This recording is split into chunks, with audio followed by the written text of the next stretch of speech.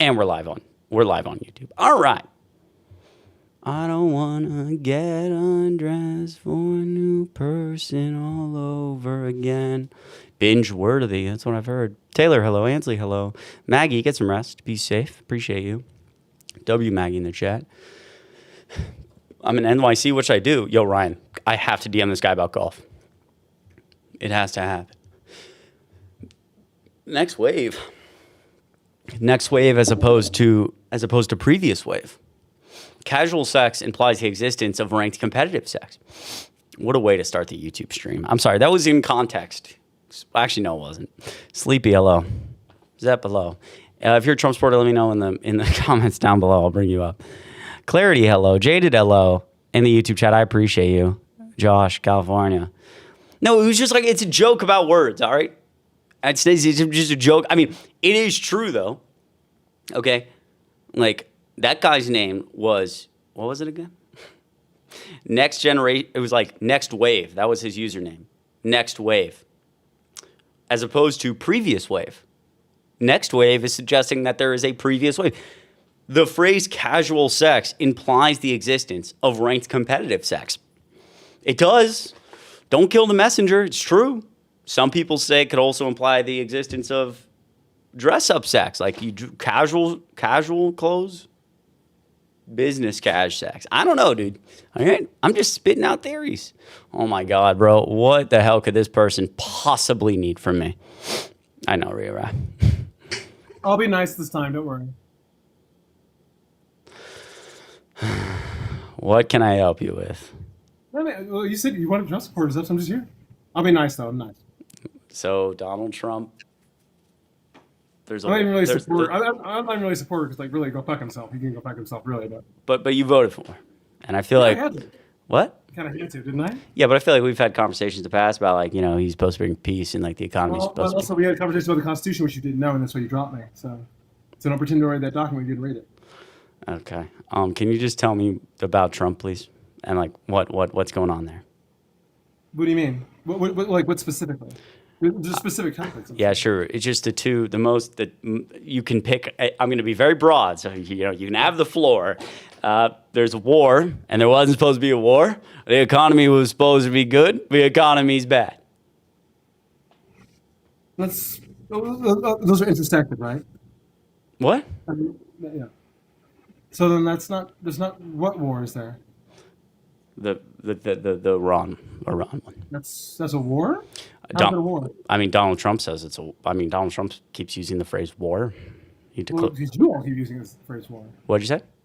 Well, you keep using the phrase war as well. Well, I mean, so is it I mean, he's the president of the United States. So my bar. And they have a decree against you, do they not? So then, how is that not a war then? Wait. How's it not a war, or how is it? You just said they have, so they have a decree against you, so they declared war on you first, didn't they? Isn't that why Obama and all them have the same thing about them not having a thing? Right. So that we stopped the mullahs from having a thing, and now they don't have a thing. So then, what's the issue there? Were you not going to have that fight eventually anyway? Because you kind of were going to have that fight, weren't you? You mean Iran? Why do you keep saying you?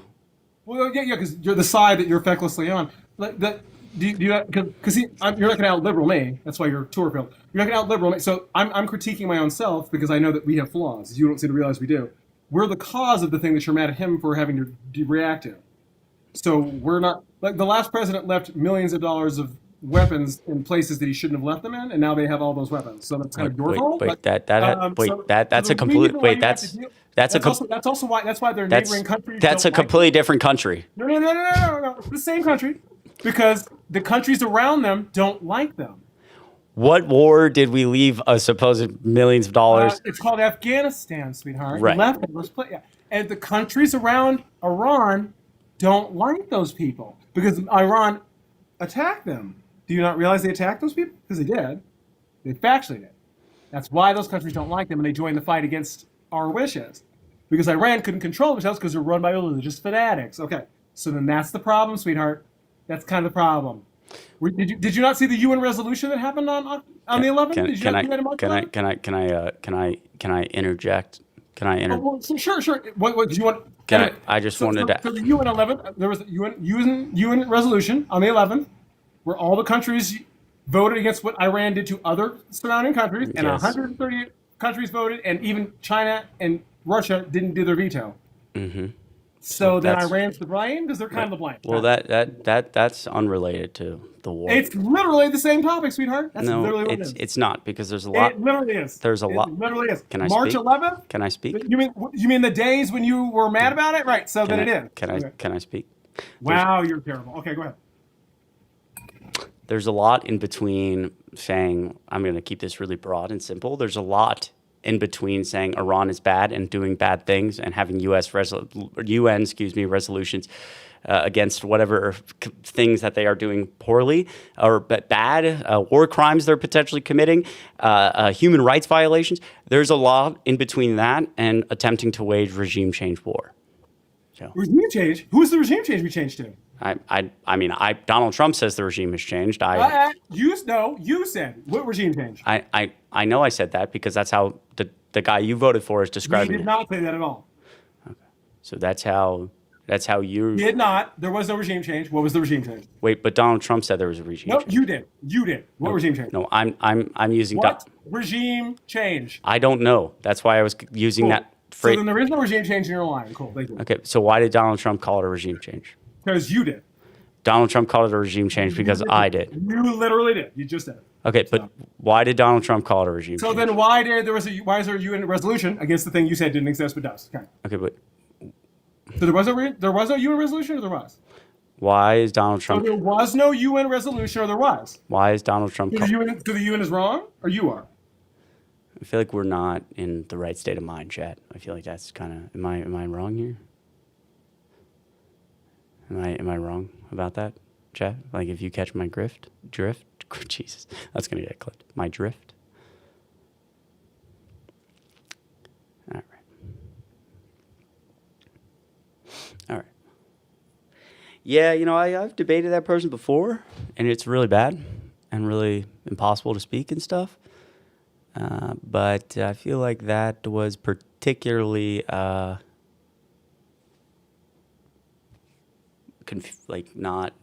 not present. If you catch my drift.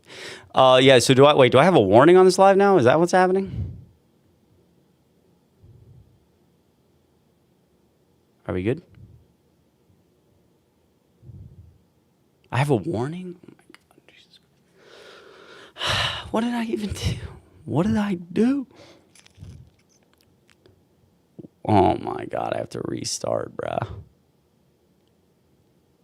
Confirm sources before. All right, I'm going to restart the live chat. I'm restarting. I'll be right back. I will be right back. Okay. Yo, YouTube, what's up? What's up, everybody? Hello. He was unhinged. He was. Welcome in on YouTube. My mouth is yellow, and it's bothering me because I have yellow gum in, and I think I'm going to have to fix that in a moment. Caller is a zombie. Well, good to see everyone, by the way. That guy's crazy. Tuba, good to see you. Yes. Crazy indeed. Crazy indeed. Okay. All right, we're back. Wait, where'd my other water go? Oh. Ellie, what's up? All right, we're back.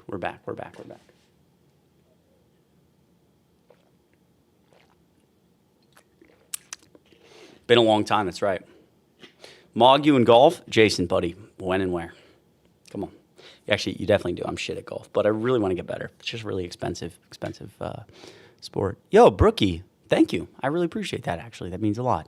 Kind of get a lot of different versions of Chris on any given night, depending on my mood. Today, I'm a little more, I call this maybe calm sassy. I'm not yelling at people, but I'm... Oh.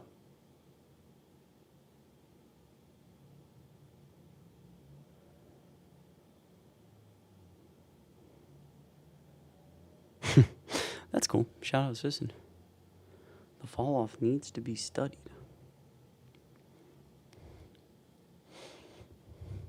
Calm sassy. the fall off from, you know what? It's fine.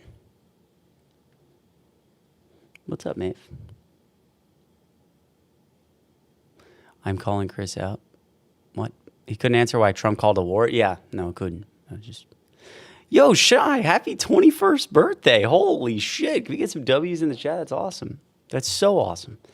Fave restaurant I've been to in Chicago? Bro, Chicago, happy 21st. Take a shot for me. Chicago has the best food scene in the country. Oh, I said that because you restarted. That was actually funny. Best food scene in the country. Like, I thought Atlanta was crazy. And Atlanta's got a good food scene. Chicago blows it out of the water. It's not even close. Every single restaurant you go to, I've been to a lot of good restaurants in Chicago. Like, every one I go to, I'm like, wow. But there's some really great restaurants in the West Loop. Girl and the Goat is really good. There's another restaurant on the corner that I cannot remember the name of. That's also really good. Thoughts on Tallarico? I like James Tallarico. I like a lot of Democrats. How do we feel about going to Tennessee? What? Why? Gay? That's a good question. User 4018911. I have not had a lot of deep dish beats. In fact, I've only had it like once, which is not a good thing. I've been here like a year and a half though, which that's still pretty new, right? Ramen San? Oh, I've been to Ramen San. Bro, I'd be fucking up that sushi san in Lincoln Park. You have no idea. Bro, it's crazy. If you're a Trump supporter, let me know.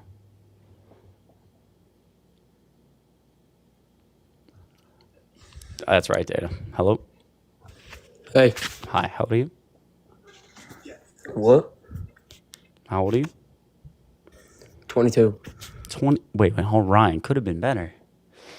What's this guy? Well, this guy needs to teach me how to meal prep, though. He's looking great these days. 22. You like Trump? Yeah. Why? I like his immigration. Okay. Why? Because we need to get these illegals out of the country. I mean, like, that's the main reason. Why? What do you mean, why? Yeah. So, I mean, you said, quote, we need to get these illegals out of the country, and I'm asking why we need to do that. They commit crimes. They ruin the country. People have gone murdered by illegals. So, start with premise one.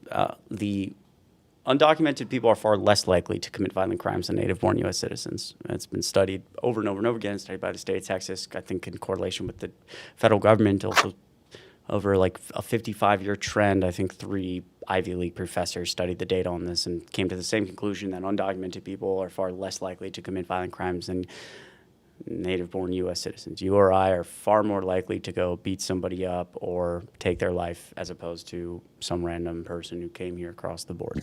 Hold up. I got one question. Okay. If someone hopped in your backyard, would you kick them off? Yes. Prove my point. That's basically what we're doing. Well, it's unfortunately for you, countries are a lot more complex than properties, and I don't think people should come. Like, I'm not in support of illegal immigration, but it's way more complex than we're making it out to be at the moment, and I think it's a bad policy to be rounding up people. 70%, according to the government's own numbers, of those people have no previous criminal history. I think we're terrorizing our communities, people who have been here for potentially 10 or 20 or 30 years who are working jobs in our communities. I think it's bad morally. I think it's bad economically for you and I. I think it's bad for a variety of reasons, and I think it makes far more sense to pass actual immigration reform to fix a system that's been broken for 20 or 30 years. Joe Biden wanted to do that. Donald Trump has no interest in doing that.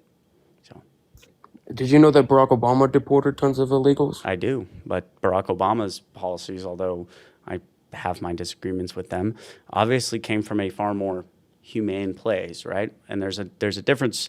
There may be an argument for how this was executed as opposed to what there may be a difference between how this was carried out versus the actual original plan. Regardless, the plan being from Barack Obama, we want to target people within 50 or 100 miles of the border because it's most likely that those individuals just came in the country. They haven't settled down.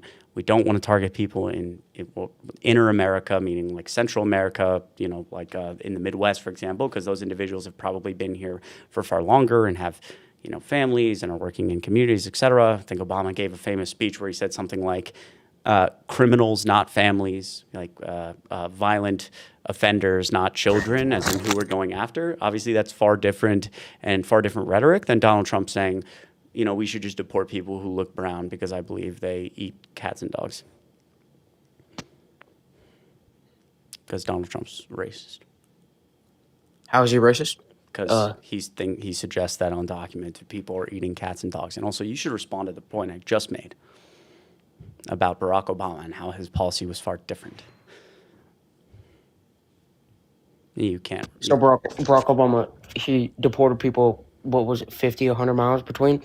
So you're telling me if people have been settling down for 10 years, well, no, not 10, a year, do you think they should still be deported? I think that based on the current multitude of different factors, it would be far more reasonable. I don't think we should be deporting people who don't have a criminal record. And I wish in a perfect world we could give them a path to citizenship. It's a crime to illegally. Yeah, I know it's a crime to do a lot of things. So that's a criminal record, ain't it? Okay, right. But I'm referring to like a criminal record outside of a crime that you or I can't commit. So as I was saying, I think that in a perfect world, I'd like to give people in a compromising situation, in a perfect world where we have people in government who actually care, you'd say, we'll give everyone a year and a half to go apply for citizenship. We will give you a path to citizenship. I'd even be willing to say they have to pay a penalty because they've been here undocumented and maybe not paying as many taxes as they should. And if they don't do that within a year and a half, they're at risk for deportation.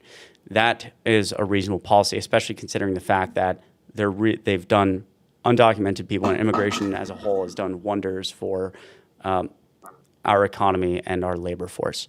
And I think what's more important than that is the moral aspect. But I don't really care if somebody, quote, commits a crime. There's a lot of crimes people commit that don't get enforced all the time.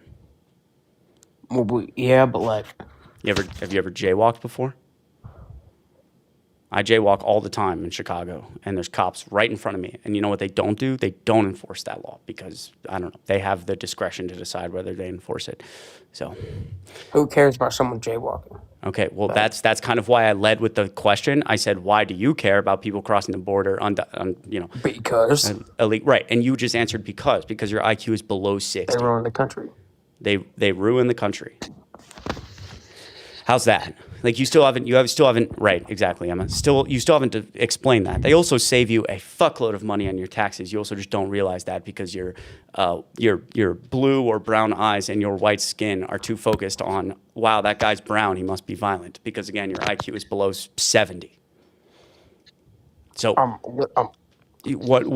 parents are Hispanic. You realize that, right? That's amazing. I still think you're engaging in like clear racism here. So, anyways, they're benefiting you economically? Like what about the second highest out of the taxes you just paid? If you paid taxes, I pretty much the highest percentage of your taxes almost went to interest on debt because the U.S. has so much debt that we're paying a lot of money on interest on that debt.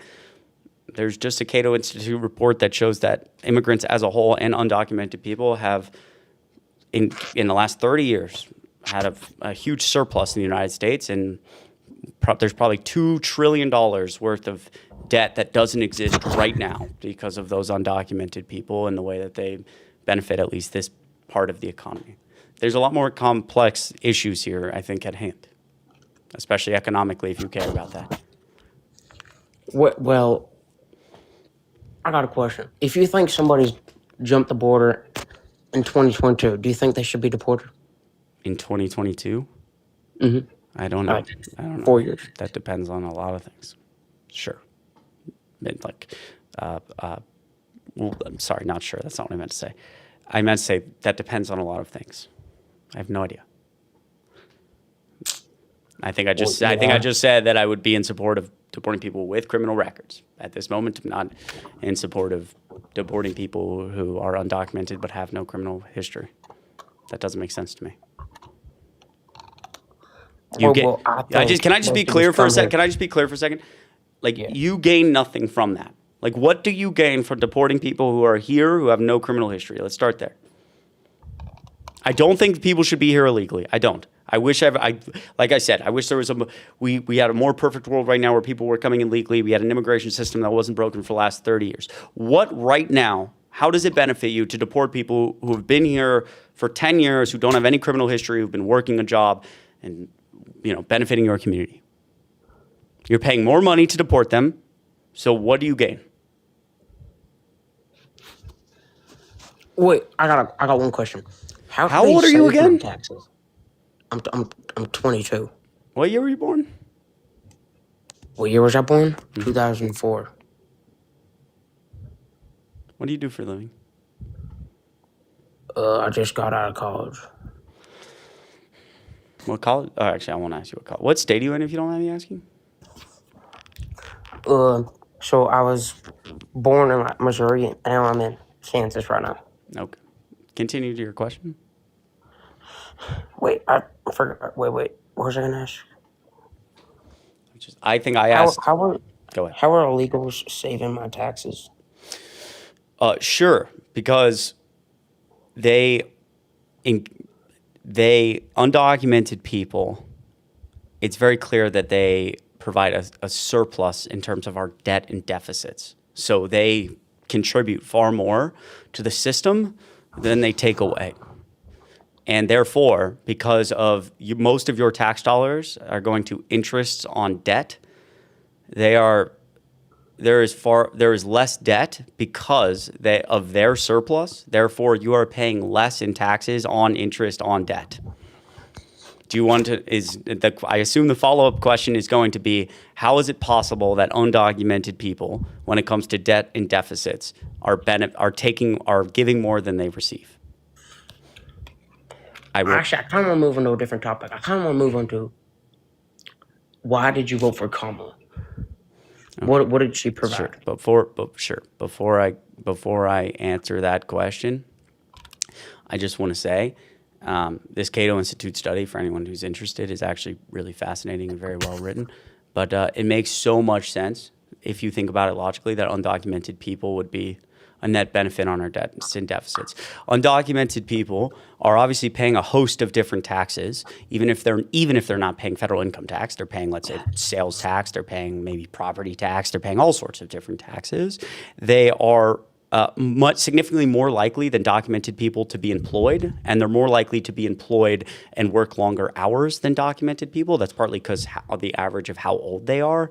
They're far less likely to take government money for education because fewer of them have been educated before. They're far less likely to be in prison, even though most of them that are in prison for a crime of crossing the border, which is a crime we can't commit, which means we spend less money for them to stay in prison. We spend less money for them to be educated. They work longer hours, which is benefiting our system. And, there's payroll taxes, for example, Social Security taxes that they're paying and businesses are paying, even if they're not paying it in this instance. If they're getting paid under the table, then, there's still obviously benefits there for your local economy. So they're working longer hours. They're working more. They're less likely to pay money, take money from the government for education, to stay in prison. And like I just mentioned, most of the top things that you're spending money on in your taxes don't fluctuate based on population, right? And that's kind of the misconception, is everyone thinks because there's more money here, we must see a serious increase in the amount of taxes that, there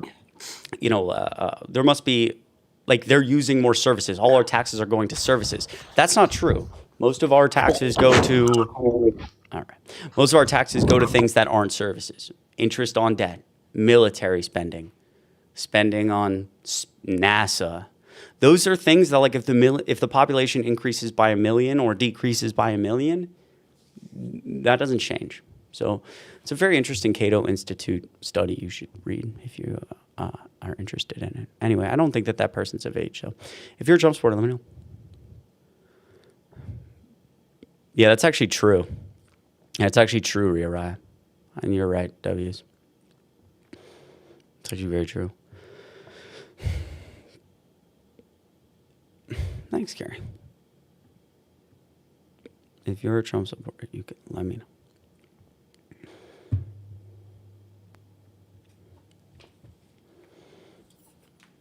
Well, good afternoon or good evening. I'm sorry, Chris. It's actually been kind of a pleasure to hear.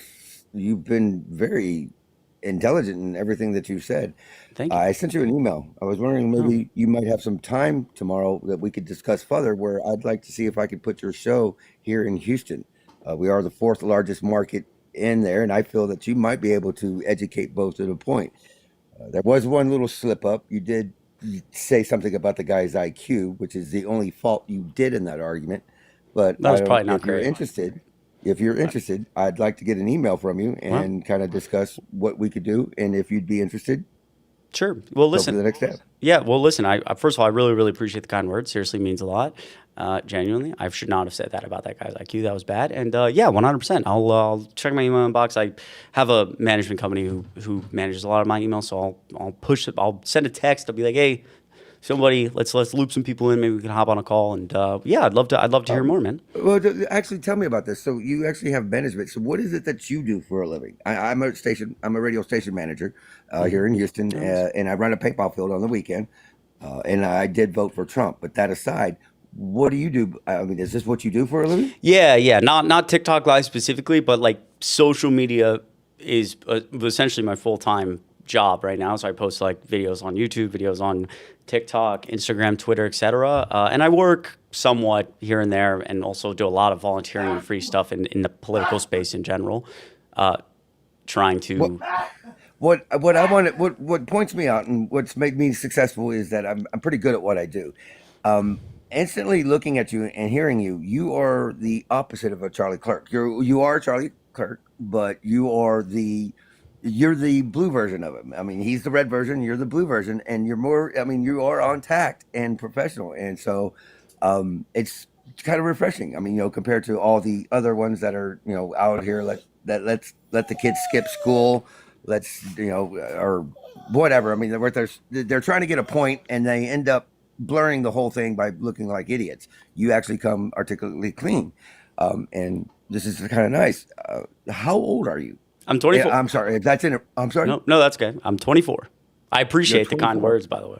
Hey, well, I mean, I'm looking at the comments, and you got people on both sides saying, support our president and not support our president. We have a lot of turmoil that's happening with the ICE agents who are just doing their job. And yes, you do have some valid points. You're right. I mean, I had a friend that I've been working or not working with for 10 years. He actually put kids through college. He got deported, and unfortunately, I'm part of the stance. If you do break the law, you do have to face the consequences. As messed up as it is, I mean, you should have taken care of it. You should have done things, not wait till it came to a head.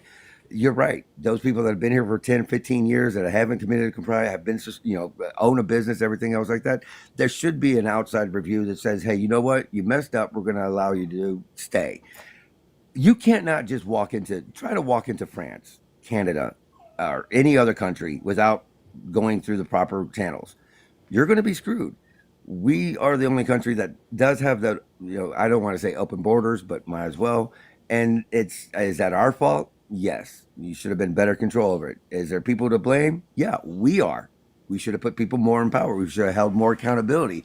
We wait till after the milk spilled to complain about it. Well, we should have been more observant, or we should have been put them in a sippy cup. However, the problem needs fixed. I think you have some valid points on what you're saying, and I mean, if you need to talk to management, I'd like to sit there and put those points, broadcast them, and get it in front of more people. Um, and I'm kind of excited because you've said yes, so I'm like, okay, I'm going to take a step back here. Let's let you take a closer look at what I want to offer and see if there might be some collaboration where I can sit there and take you from where you are now and grow you more. Because I mean, again, I'm a Trump supporter, and I support you. I sit there and say, hey, you need. Let me make your milk crate here a little bit taller so more people can hear and see you. Well, I I obviously would have some. I have some. Sorry, my YouTube chat's getting ridiculous. I obviously have some thoughts on the first part, but moving aside that for a second, I appreciate the kind words. That actually means a lot to me. And I'll loop some people in and we'll hop on a call. Why not? Hey, absolutely. So, like I said, there should be an email. I think, well, my email is easy. Smiley at radiocarrier.com, radiokair.com, Smiley, Smiley. And more than anything else like that, put me to who I need to speak with. I am busy, and everything, but I definitely want to make time for you. And yeah, I get it. I just try not to get politically involved because, again, it's just too late in the game. I'm a registered voter, so I look at people of what are going to be implementing changes, just not talking about them. I mean, you can talk out about it, and if you're not going to do anything about it, then you're just a mouthpiece. But if you actually implement change or do something that's more positive for both sides, then I'm all for it. I mean, have you ever thought about running for any political office? I mean, there's something tells me that you actually eyed it, and if so, what would you run for? I'd be lying if I said no to eyeing political office. The answer to the question is that if I wasn't is that I should go to my home state of Georgia and run for some type of office there and then move my way up. But in reality, the answer is that I think often about running for Congress, like federal Congress in 2028 in Georgia. If you do so, I will gladly work on your campaign. I appreciate that. That actually that would be, look, you could actually sit there and go, look, if I got a Republican working for me, obviously I have something to say. I mean, it's I know it's a needed thing. The cohesion. I mean, more. It's just, and being so young at 24, whoever, applaud your parents. I mean, if I could send them a box of roses, I would. They raised a good kid. I mean, very responsible and mature. Well, thank you. I appreciate that. Yeah. And I like how you actually see how civil of a conversation, folks, this is. It's a back and forth. There's no any IQ test or anything like that. He has his strong beliefs and I respect them. He obviously respects mine, and we're still mutually going to possibly be working together. That's how you communicate, not, you anti-Trump person, that doesn't, two wrongs don't make a right. Two wrongs don't make a right. All right. Well, I'll respond to the email. Smiley, I appreciate you. Let me cycle a few people up here. Good luck. Thanks, good luck. Thanks for the kind words. I'm sure we'll talk soon. Oh, yeah, absolutely. Have a great evening. Thanks, man. You too. Okay. Interesting. Nice guy. No, it's true. Well, the cabinet piece, listen, I actually think it's very important to have, if I were to select a cabinet right now, which I will not anytime soon, gotta have differing views. MAGAs, well, define, what does MAGA mean to you? Because I don't know about, where are we drawing the line? Anyways, I'm sorry. I've been trying to deal with my YouTube chat. That guy was nice. W's that individual. I will not bug somebody. I will text my very kind management individuals and be like, hey guys, there's an email from Smiley, bruh. Let's talk to Smiley.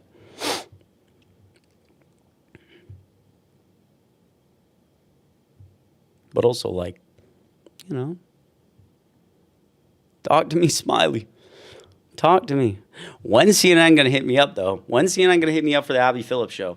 Adam's on Abby Phillips every other week, practically. CNN. Okay, that's fine.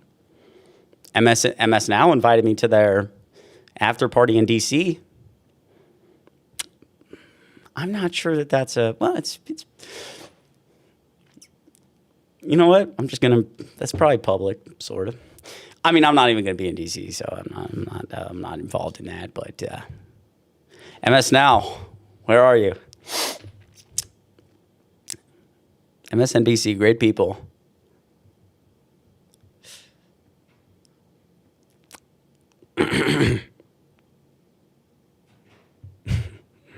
No, it's fine. It's fine. It's definitely fine. Guys, I'm trying to I am trying right now, and I can't focus to manage my YouTube chat because it is out of control right now. Okay. Can I just say something really quick? There's been a guy, okay, and I'm so serious about this. Every day I wake up, there is a guy who has probably made, and this is not me exaggerating, 50 accounts on TikTok, dozens of accounts on YouTube, and he's only ever following one person, and it's me. He has me as his profile pictures. He has a bunch of pictures of me saved from high school and from events and from all that stuff, and he spams them on every single post, and I block as many of these as I can. And like, I just don't even know like what to do after that, you know? I've banned so many accounts. And I only ban them now because I'm just like, I have to make it harder for you. Like, I want to make you feel foolish for going through this. Like, it is weird, but I'm just like, if you're going to do this, I'm going to make you it's not like explaining to one of your friends, like, oh, I trolled this guy. It's like, oh, I trolled this guy. I had to make 50 different accounts to do it. Then you look like a freak. That's the only thing. I just ran an ad on YouTube by accident when I'm just trying to moderate my chat, bro.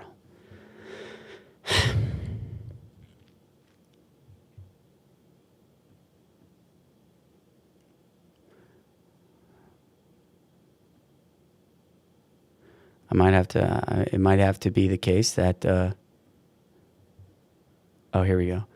It might have to be the case that the YouTube chat is set to members only, because it's just getting egregious over there. All right, we're gonna let up some Trump supporters. It's only 11:45. Double tap the screen for me. I love all of you over on YouTube. You guys are the best.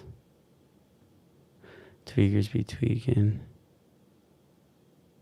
Actually, wait, maybe not. Maybe it's not that bad. I did not, citizen. Thanks, everybody, for being over on YouTube. I appreciate you. You can become a member on YouTube. Helps me out a lot. No pressure, ever. Leslie, thanks for love. There's a PayPal and Venmo link in my bio, but also never any pressure. I love all of you. You're the best. Happy 420. Happy 420 if you participate. I do not. But not because I'm anti. Just because it's not for me. As the joke goes on YouTube, on TikTok, my heart is not pure of soul. They say if you get anxious when you participate in 420 events, your heart's not pure of soul. I guess mine's not. Hello? Hello? How old are you? 22. All right. If you're a Trump supporter, you can let me know. Good night. Yo, that left Addy, by the way, I was going to say, but I got distracted. Thank you so much for the kind comments. I saw those. I was reading them just in the midst of the conversation. You're so kind. And when I saw that one that said, Chris has changed some of my views on politics, it actually like really made me happy. I appreciate that. Thank you so much for being here. I love you. You're the best. Hello? Yeah, how's it going? How you doing? I'm good. How are you? That's amazing. Do you like Donald Trump? I like a couple things that he has caused. I don't know if I like him himself as like a person. Okay. Well, lucky for you, those aren't related at all. How do you think he's doing right now? You know what? I'm just going to phrase. Yeah, I saw Parker do this the other day, and I realized this is the way to do this. If an election were held today and it was Kamala Harris versus Donald Trump, who would you vote for? Donald Trump. Okay. Why? I think he supports like traditionalism versus like woke stuff like Harris, like feminism. How old are you? 42. Okay. So, what traditional stuff? What does that mean? Just like, like traditional family unit, just like, But you like, close your eyes and think of like, like. do you think Yeah. do you think he supports that? I mean, he's like cheated on his wife. Oh 3 God, times. no, like him himself. Yeah, no. That's what I'm saying. I'm not arguing for him. I'm saying like the things that he does kind of like, furthers that. He like supports groups that support that, And what does Christians, stuff like that. And I was gonna ask about like the economy sucking and the Iran war. We can go to that in a second. By the way, Mary, thank you so much for $5 on the YouTube super chat. That is genuinely so kind of you, and I never ever take that stuff for granted. Chris, just be yourself. Haters will be haters. You're amazing. Mary, I love you. Could get some W's for Mary. I actually genuinely goes a long way. A couple Celsiuses in the morning. Thank you so much. Truly, it means a lot. Sorry. Back to this conversation real quick. Yeah. So before we go, like Iran economy, like what's wrong with like what is the woke stuff you're referencing? Well, I just mean like, like when we look at societies across the world, right? The ones that emphasize traditional social roles, the ones that have like, family structures like, husband, wife, kids, they tend to have higher stability. They tend to have lower rates of social unrest, and they tend to be better overall, like just places to be for, their citizens. Okay. So like when you say promote, I mean, well, I think like first of all, I think that's probably a lot of correlation without causation. I mean, there's like, I don't know. There's a million places on Earth that may be, let's say, rank happier on a happiness index, and there could be a million different factors that go into that.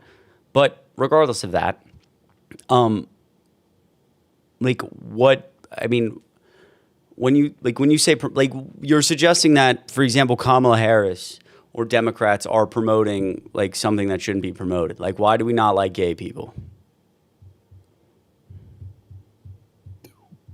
Did you address anything I just said at all? I'm sorry, unless I lost my train of thought. I think you said that places with more traditional values and more traditional family units tend to be happier and have less social unrest. And I directly addressed that, and I said I think that might be a lot of correlation without causation, unless you can be more specific about it. I mean, like, I could be more specific. Okay, yeah, that's right, because you like said a whole bunch of stuff in a row. I just kind of lost track. So I'm talking about like civilizations that have a really strong adherence to traditional cultural and social norms. They tend to be more cohesive and resilient. And so this kind of implies that traditional social structures contribute to societal stability. But like implies is right. I was just saying that. I mean, you just repeated the point that you made when I said that it just seems. But I mean, I have a source. So this is coming from The Clash of Civilizations and the Remaking of the World Order by Simon and Schuster from 1996. Okay, so 1996. I'm sorry, say it again. I'm sorry. Are you saying that like a book can't be a little bit wait, old? What? No, wait, no. What? No.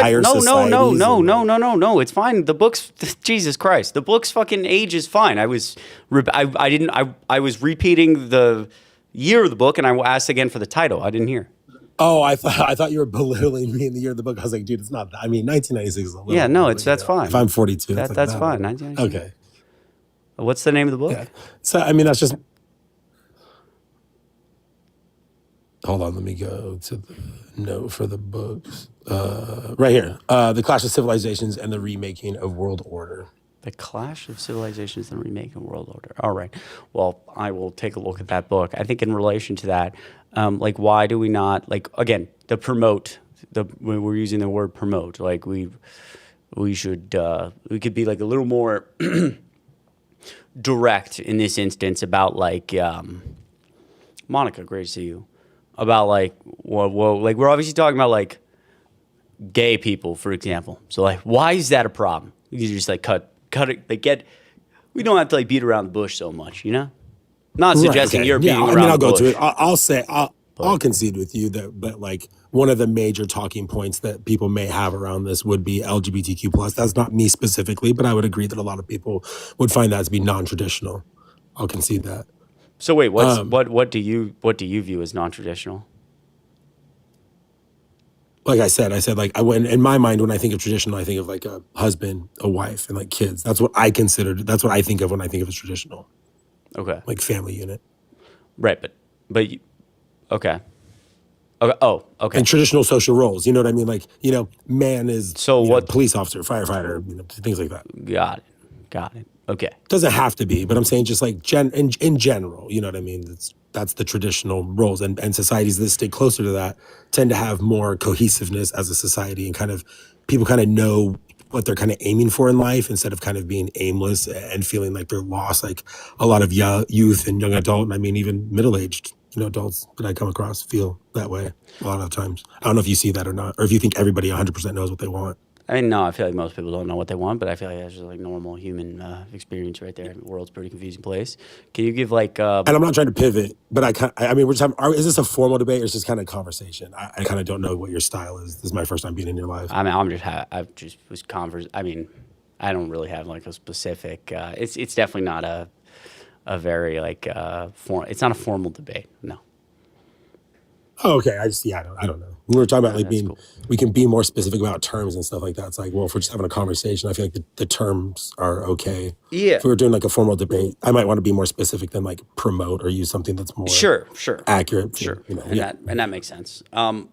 What can you like give some examples of like maybe countries that you're thinking of in this instance, if you have any? that would have less That would be like that would stability, appear or that would have like that would have more stability, and it appears that they have more stability because of their quote, their adhesion to cultural or societal norms. Yeah, that's actually my kind of premise too. So empirical data from various civilizations throughout history, such as like Confucian China, medieval Europe, and traditional indigenous societies, demonstrate that societal stability correlates with adherence to traditional gender roles and family structures. So those would be examples of places where it like worked really well. Okay, can you do you like have the book in front of you? No, I do. No, I don't. I did this all at the library. It's just all in like a notebook I brought home. I didn't bring the books Oh, home. okay.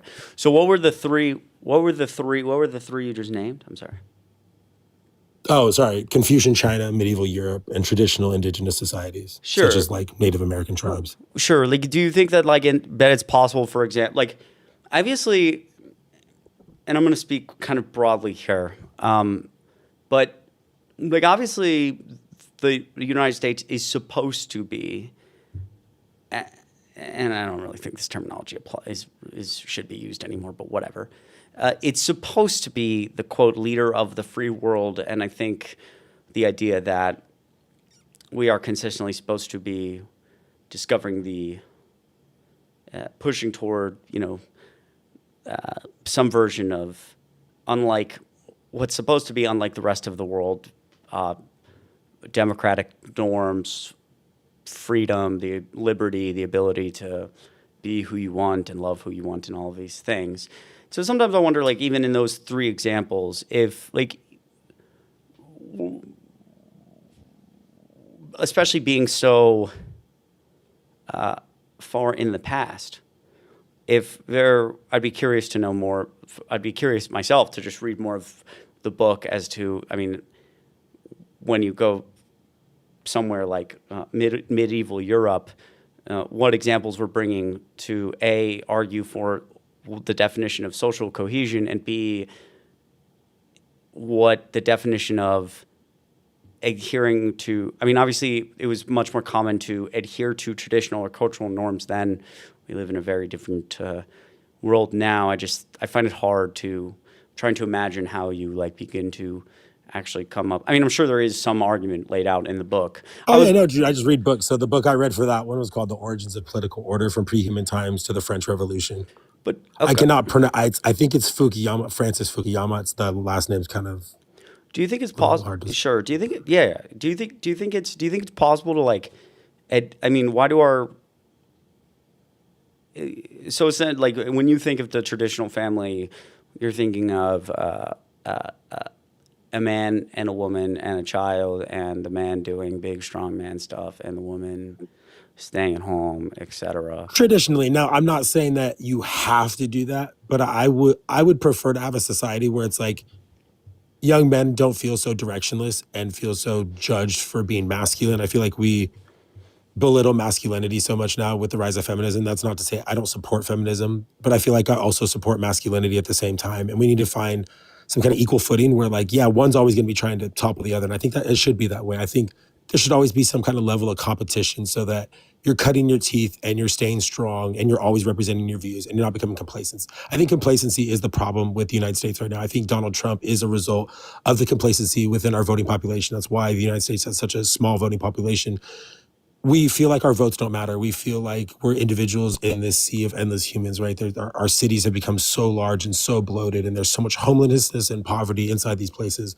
We keep attacking education, even in the states like California, where I'm from, where, we try to spout all these great things we have. There are great things that we have here. We have Medi-Cal, you know what I mean? We have Covered California. Not Medi-Cal, Covered California, and social programs like that help support, those that are from lower socioeconomic status. So I feel like if we did kind of guide people towards traditional roles, and those roles are traditional for a reason. There are evolutionary and biological factors that do play in, that are objective and empirical, that do state that males do tend to have, certain hormones and proteins and muscle structures and things like that make them more capable of being something like a soldier or a firefighter or a fireman, or doing construction or doing jobs like that. Now, technology has taken a lot of that away, and I think that's one of the things that has impacted masculinity in our kind of neoliberal, kind of almost, we're getting to late stage capitalism pretty much here in America, where we're not having roles for men to play, and the roles for women are varying so quickly that we're kind of losing track of where we came from and what I would think of were as the greatest, times of America, kind of being around, World War II, post World War II, where we just had all of these industries. We had all of these factories. We were making cars. We were building steel. We were making all these bridges. We're building all these buildings. We're doing all these things. People had things to do. You could work at McDonald's, both of you, mom and dad, and have a house, right? Why don't we have that now? What's wrong with America now? Part of that, I think, is taking us away from those traditional family values. That's not for me to say that like LGBTQ plus is the problem. That's not what I'm saying. But I'm saying we don't have the push for like, hey guys, like this is what's worked in the past for, a couple thousand years. You guys are trying to switch stuff up in maybe about the span of 5 decades. Maybe slow down a little bit, because evolution takes, hundreds of thousands of years on average for beings of our size, species of our size, mammals of our size, to actually catch up for the things that are happening in, the environments around them, and for those niche roles to kind of become specialized within our species, especially with how much technology is progressing, because that kind of inhibits what we're supposed to do. We're supposed to be the best of the best, right? We are supposed to follow adaptations. We are supposed to follow survival of the fittest. That's how we evolved to become the apex predators on planet Earth. But because of technology and the things that our minds could do, because we have larger brains compared to most species when it comes to body size, and the ones that have even better ratios than us just don't have opposable thumbs and come up with weapons and defenses and nuclear weapons and all that kind of crazy stuff. So I know I yapped a lot, but I'm gonna give you a chance to respond to something. Yeah, look, I think a couple things here. Number one, obviously, like I think it's important to say that, when we look back at times in our society specifically, obviously there were still, it can be very easy to say, like, when we were adhering to, when there were more, let's say, traditional cultural norms it was less appropriate to walk outside of, there was obviously still a lot of problems in that, and not a lot of people in society who, some people in society were happy in the 50s, but, in my hometown of Georgia, everyone who wasn't a white man wasn't very happy, and people were, my grandparents moved from Pennsylvania to Nashville and started watching, people drinking out of different water fountains right before my dad was born. So like obviously, I think it's important, number one, to preface that, because I think it'd be very easy to look back and think everything was like, sunshine and rainbows. That's number one. Number two, I think it's also important to say that although biologically there may be, certain differences in any given person, that obviously, like, and I'm not saying you were engaging in this, but you walk down a line. I think this is what someone like, for example, Andrew Tate does quite frequently, which is creating this very strict binary around, men are meant to do this and women are meant to do this, and therefore going outside of that is like not meant to be. When in reality, humans are far more complex and far more adaptable than that. And so, just because Andrew Tate may argue that biologically a man XYZ, doesn't really mean anything. That's a very strict binary to keep a very complex creature in. And then the third thing I'd say really quickly, because there was obviously a lot there. There's two things I want to say. Is God damn it, I don't want to lose my train of thought here.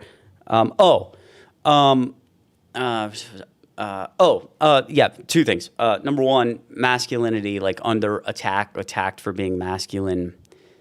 I don't really see that. I also would say even if I don't see that, and I also think that there's really great examples of the most popular people in the world being hyper masculine people. I mean, the most popular people on the internet in the last 3 months. I saw Clavicular on my For You page when that dude had 15,000 followers on TikTok, and nobody knew who he was. And now there's he got a New York Times op-ed. That dude is pretty effing hyper masculine.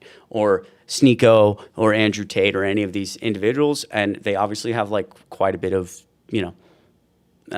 support around them. I don't, again, in taking very complex creatures and making them simple, it can maybe appear on the surface that I don't really think anyone's upset about masculinity or and women are attacking masculinity. I think women just want to be treated like women in a society that consistently in all aspects favors men always, especially in the workplace and in medicine and in just day-to-day life, etc. The last thing I'd say is in all of that, we're having a conversation about societal norms, and I don't actually see why. Actually, maybe I just changed my mind in the middle of thinking that. I'd like to understand more how that relates to the government getting involved in where societal norms in our country or cultural norms should lead, especially if you believe that the government should play such a key role in what's supposed to be a society of freedom and liberty and guiding this. Again, I don't believe that Donald Trump, who certainly doesn't embody any of what you believe in this instance, should be the one, I guess, guiding this conversation. And I think there's probably a broader conversation to have about how government, I should go research that. I should understand how government plays more of a role in cultural issues. But regardless, I think that's all I wanted to say. And I also think that I really don't think, I'll harp on one more point, I really don't think masculinity is under attack. I think that we live in a society where because of the United States' ability to push consistently toward freedom and education and liberty, we've made tremendous progress and not enough, understanding specifically in this aspect that women practically couldn't do anything. Most things we talk about today until, the 70s. Still today, there's most studies that are being done studies that a lot of car companies have done for airbags and how airbags support people were done specifically all on men. And now in some of those older cars, we learned that, airbags are far more dangerous for women because none of the researchers ever decided to include a woman on that study because they said there's too many variables. You have boobs, so therefore we can't figure out how to protect you more safely. They're taken far less seriously in the doctor's office in reference to pain. They're taken far less seriously in every statistic in, the workplace and their ability to do things. They're obviously, I think it's a great example just in society in this presidential election. They're viewed as somehow more emotional, less stable. Donald Trump said that plenty of times and enough people agreed with him. This is anecdotal, but talked to plenty of people who said that I'm not voting for Kamala Harris for X, Y, Z, Z, and she's a woman. She's just going to be far more emotional. None of those things are based in truth. And in fact, I think, especially to the last part, I think there is at least some literature to suggest actually, I couldn't pull up this literature if I was asked, so I'm not going to say that. But I personally believe that there could be literature written that shows that a woman would be a better leader for a variety of reasons that may relate partially biologically. My point rests. Oh yeah, no, for 100% does. Women or those born biologically female are more likely to have a thicker corpus callosum, which connects the two hemispheres of the brain, so it makes them better at organizational tasks, higher like spatial reasoning. Being able to connect the dots between things and see the relationship between things, and then on average having a higher EQ than most men. So 100% agree on that. And the thing like with Andrew Tate and people like that, I do agree that they're a problem, but when I talk about there being an attack on masculinity, that's like how it feels internally. If you were to look at this from an outward perspective, right, you just go outside of everything.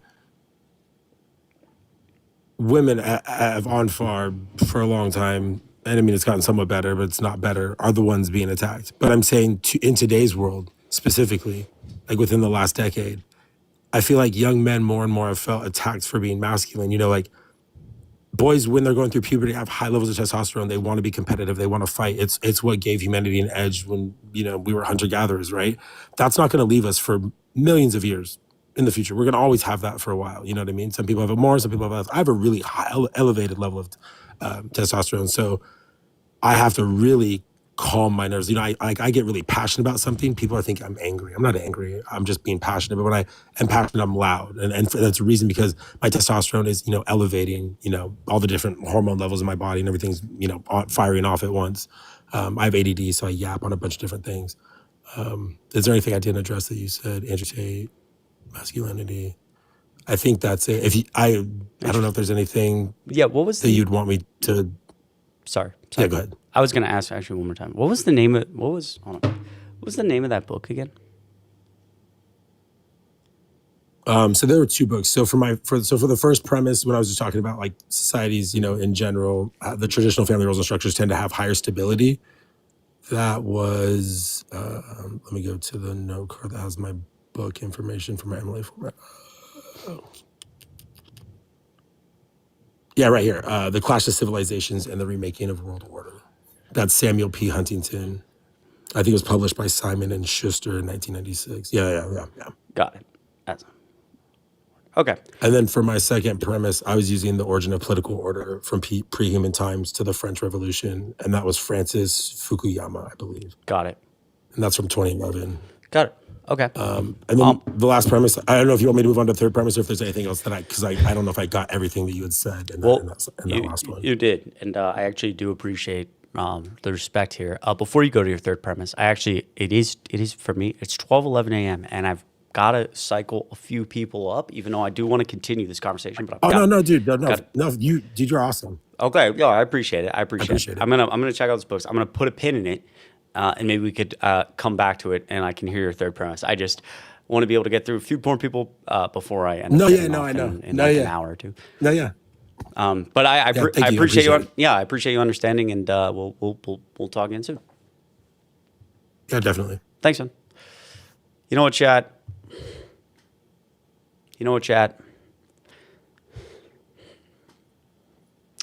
Actually, I'm not even gonna say that. I'm gonna be honest. I'm not even gonna say that. I was gonna he wasn't mad at me. He wasn't mad at me. Yep, he wasn't mad at me. But I'm a man, so I'm a man. Yeah, I'm a man. So society's made for me. It's really easy to hear people. This is something I've been thinking about a lot lately, actually. Because shout out to my girlfriend, beautiful individual. There's so many things, little things, that I just can't even clue myself in on. That it's wow, society really is built for men all the time, always. And then I just be thinking about it. All right, we're gonna go to the next person. If you're a Trump supporter, and also I think cool to have societal conversations. I'm gonna get back to politics though. If you're a Trump supporter, let me know. Also, I also think genuinely, it is really hard for me to switch my brain to a cultural conversation from a political one. I don't know why, but I have to do it's it physically hurts. I don't know. It's my brain is trying to pull information from it feels like my brain is trying to pull information from a different section. I feel like I'm short circuiting. VLV, thank you so much for $20 on the YouTube super chat. Holy shit. Thank you. I appreciate you so much. That actually means so much. Wow. Can we get 1 million W's in the chat for that? VLV, genuinely goes like a really long way. That support is never, ever, ever, ever, ever something I take for granted, and I genuinely mean that. That is fucking crazy. I hope I know there's a lot of people online who, oh, thanks for this, thanks for that, gift here, gift. But like, I just want everyone to know how grateful I am. And like, it's not just like $20 is crazy. You know, things are expensive these days. I just want everybody to know so clearly how much I appreciate it and how much it means to me. So thank you. All right. If you're a Trump supporter, let me know. Actually, wait. I'm going to use the bathroom super fast, and then we're going to let up a Trump supporter. YouTube, you're going to be silent, unfortunately, but TikTok gets a song. I'm sorry, it's YouTube rules. I don't make them. All right, bathroom. Double tap the screen, everybody. Share the live for me. I'm gonna be this guy tonight. Venmo, PayPal, and link in the tax day. The IRS is coming after me. Help. Not actually. There's never any pressure to donate monetarily. I mean, actually, on the IRS, I think it's brutal. But I know everyone feels it these days, so it's okay. It's okay. I'm a very, very, very lucky individual to be able to do this. Okay, I'm gonna use the bathroom. I'll be back. I love all of you so much. You're amazing. Truly, I can't say it enough. What song should we play, folks? What the hell is this? No, not that. Bro, I forgot this song existed. You guys ready for this? Actually, I can't play that. Fuck. Actually, yeah, I can. I'll be right back.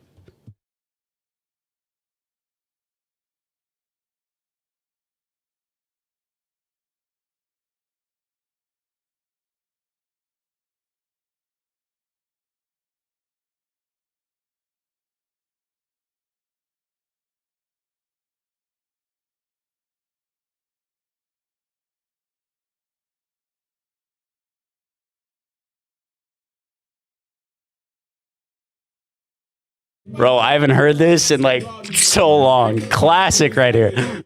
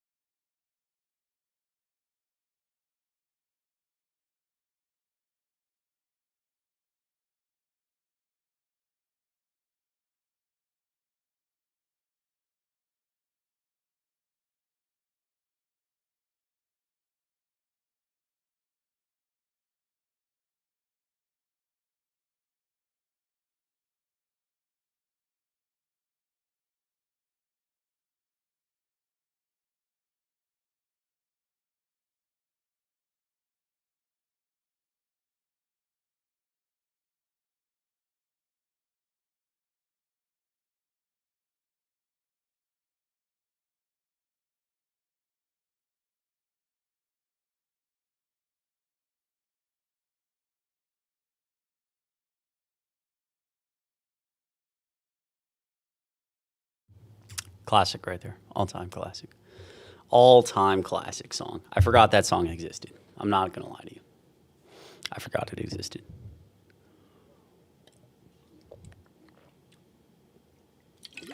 Colt 45 and 2 J-Days. Baby, that's all we need. Go to the moon, left the door, smoke that tongue. I'm always on too late, man. I got on at, I think I got on at like 10:45 though. But I am on late right now. It's true. It's true. 10:45 is late. Don't even late. I'm psychotic. Hello. Never gonna give you up. Never gonna let you down. Never gonna give. Hello. Yo, what the hell? Yo, can you hear me? Unfortunately. How old are you? 23, bro. What can I help you with? What can you help me with? First of all, man, enough with this 420 propaganda, man. I'm gonna change your mind about Trump right here. I'm gonna switch you over. Trump, man, he's so tough and just so strong, bro. And like, Fuck, I never even thought about it like that. What? Like you're That's so you're 420? no the Kamala, like he's so tough and strong. I never Yeah, like bro. you got me like 75% of the way there. Well, pause. That's all right. I'm out. Yeah, we're not doing that. I was trying to be funny, and I just all right. I just want to be very clear. I'm very supportive of the LGBTQ plus community here. Okay, I'm not personally a member. I'm very pro though. Anyways. Oh, it's about time. I'm about to cook the fuck out of you right now. Oh my god, yeah, bro. I'm about to cook the fuck out of you. Oh shit. Yeah, I'm about to cook you so bad right now, dude. I'm not even trolling anything. I'm not even trolling. Okay, how old are you? Like, this has been a long time coming. I'm 20. It's been a long time coming. Yeah, I've been wanting to talk to you for a minute, man. All right, so you're 20 years old. What do you want to talk about? Dude, I think all disrespect, at this point, all disrespect. I think your outlook on the I'm not even a tanky. Let me say that. I'm not even a fucking tanky. But I think your outlook on the Democratic Party. Wait, hold on, pause. So you're not a Trump supporter. I'm a careful voter. I'm a careful voter is what I like to say. I vote carefully. Who would you vote for? Carefully. Can you just tell me who you voted for? I did. I did vote for Kamala because I think she was the best option. But I don't think any of them were good options, to be honest. So you're not. So you're like some raging leftist, and you wanted to. I'm not even leftist. Okay. I just think your view of where the Democratic Party is going is pretty bad. What is my view of where the Democratic Party is going? Please let me know. Well, you're like one of the Cory Booker, the Kamala wing party branch party, right? I first of all, I'm fond of Kamala Harris, but to the first point about, I understand what you're saying already, and no, it's not really where I would view the Democratic Party going. I think you misunderstand my ability to not be so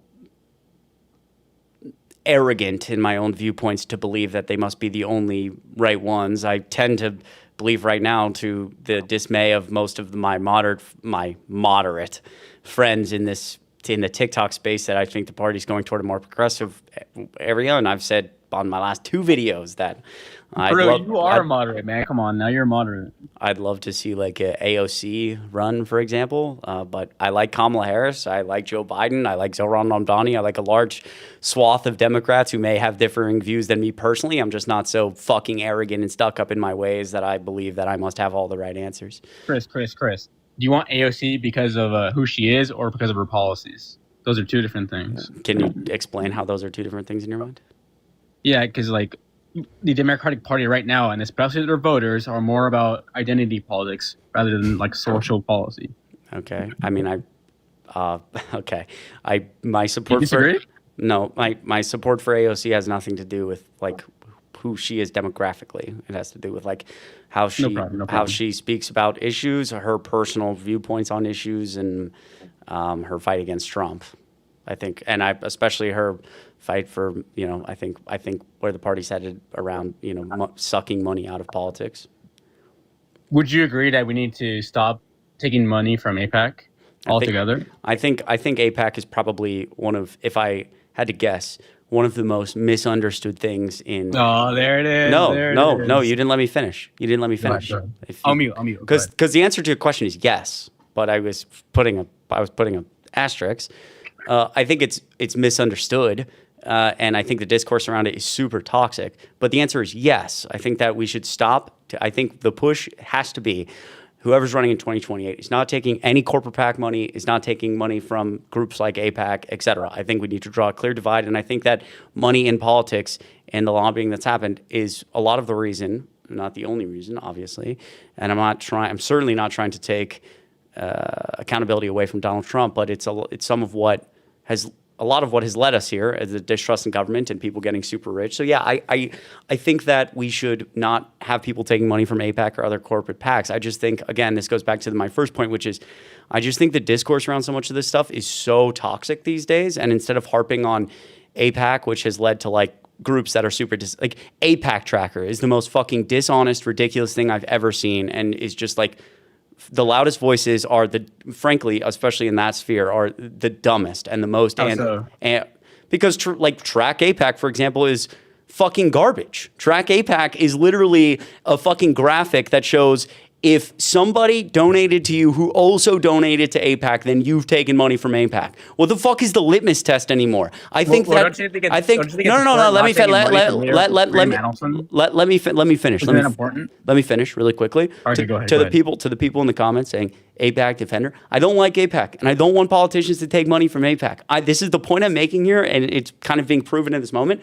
Is like, we just go down these rabbit holes of conversations that I think are convoluted and toxic when the messaging should just be, we should just stop taking money from PACs. We need to just draw a divide and suck money out of Washington. That is the answer. I'm far from moderate on any of these issues. All my moderate friends say that I'm a fucking leftist, okay? I'm like, this is not where I view the Democratic Party going. The people who are standing on stage right now and saying, well, I don't know, I think that, I think the direction to attempt to either blame the voters for what's happening or the direction to say that, Israel is somehow not doing heinous things that start with a G or any of those things is not where the party is headed. And I'm on the other side of that. However, and this is why people view me as a moderate, because all the progressives think I'm a moderate and all the moderates think I'm a leftist because I'm somewhere in the middle. The leftist discourse on this topic that I'm bringing up, where I think the party is headed, is super toxic and broken and has no place. It's raging. There's raging anti-Semitism everywhere. What? AIPAC is being purposely dishonest. I'm not capping. Chris. What is anti-Semitism in your... Oh, my God. See, here we go. Anti-Semitism is where I go on... Do you know what the Palestinian News Network is? Yes. Okay. So I scrolled on one of their videos where they're asking some Republican chief of staff from some guy from Tennessee. They ask him, oh, hey, you look important. Israel or Palestine? And he says, That's not what he says, Chris. Come on now. He says America first or Israel first. That's the exact question he's asking. Well, in this specific video, this is from like 2 years ago. Maybe he said that. Stop the cap. Come on, Chris. Come on. Can I finish, please? Go ahead. I'll mute. He said whatever he said. And the guy responded and said, I think Israel should blow Gaza off the face of the map. The most disgusting, heinous, gross answer of all time. The top comment on that video, and I have it screenshotted, is maybe we need to start apologizing to the German guy. And all of the comments in reply to that comment were, no joke, I'm seriously starting to think that these days. And then nobody was talking about it. Nobody was saying, oh my God, that's horrible to say, all these things. And I see that all the time in comment sections. Let me be very clear to you, because again, this is, and I'm going to get heated because this is how toxic the discourse becomes.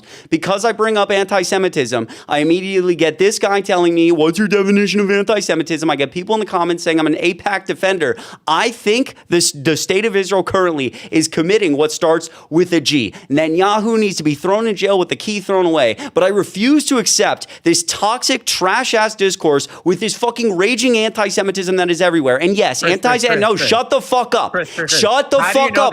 Shut the fuck up. And anti-Semitism. Okay, if you don't mute your mic, I'm going to kick you and I'm going to answer your question. Anti-Semitism is obviously different from anti-Zionism. I know that. But I am sick and tired of the massive amounts of clear rampant anti-Semitism that is happening both between the left and the right. How do I know that was coming from people on the left? Because in their bios, they had the gay pride flag and the Palestinian flag and all these other things. So that's my answer to you, okay? I am not a moderate Democrat. It's just not true. I do not think the party is going. We share so many similar beliefs about what Israel is doing, about the role of AIPAC, about the role of money in politics, and where Democrats need to head. And we probably share a lot of agreements about how Trump came to be and how corrupt the system is.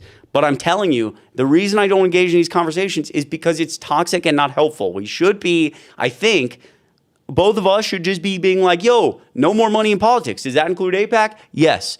Who cares about my personal opinion on AIPAC? It doesn't matter. I told you how I felt about AIPAC, but who cares? It's just no money, draw the divide. Israel's doing bad things. Please root out anti-Semitism. The answer. That's the answer. So, and any of that has to change your mind a little bit about how I view the party. Chris, what you just described is exactly what my opinion was of you.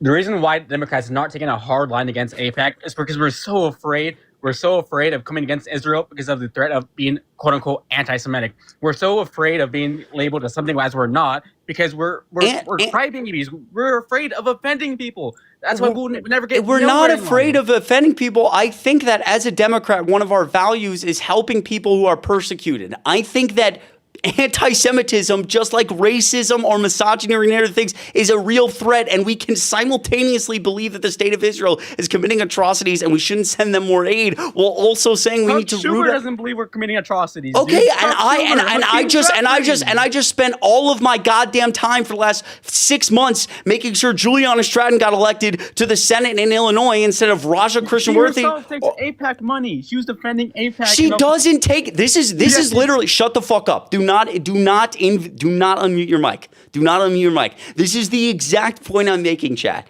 Is this guy right now about Juliana Stratton, who the reason I brought her up is because she was the only senator on stage who said that she didn't have confidence in Chuck Schumer to do his job. Okay. But to this guy's point, quote, Juliana Stratton takes AIPAC money. That's crazy because, again, to the track AIPAC point, which there's some really great leftists who have made great videos about how fucking dishonest AIPAC is, or track AIPAC is, excuse me.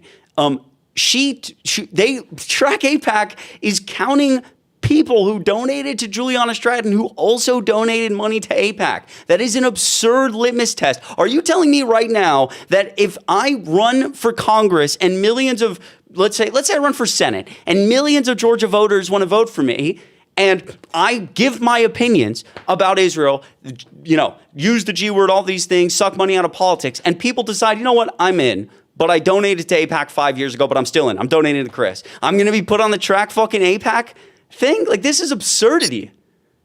Chris, you only show up on the quote-unquote track AIPAC website if someone like Miriam Adelson, it's not true. It's not true. Funds AIPAC, it's not true. Fund directly to you. Not true. They're by correlating a link. That's what they do, man. What do you think of? Do you know Nico? Do you know this guy?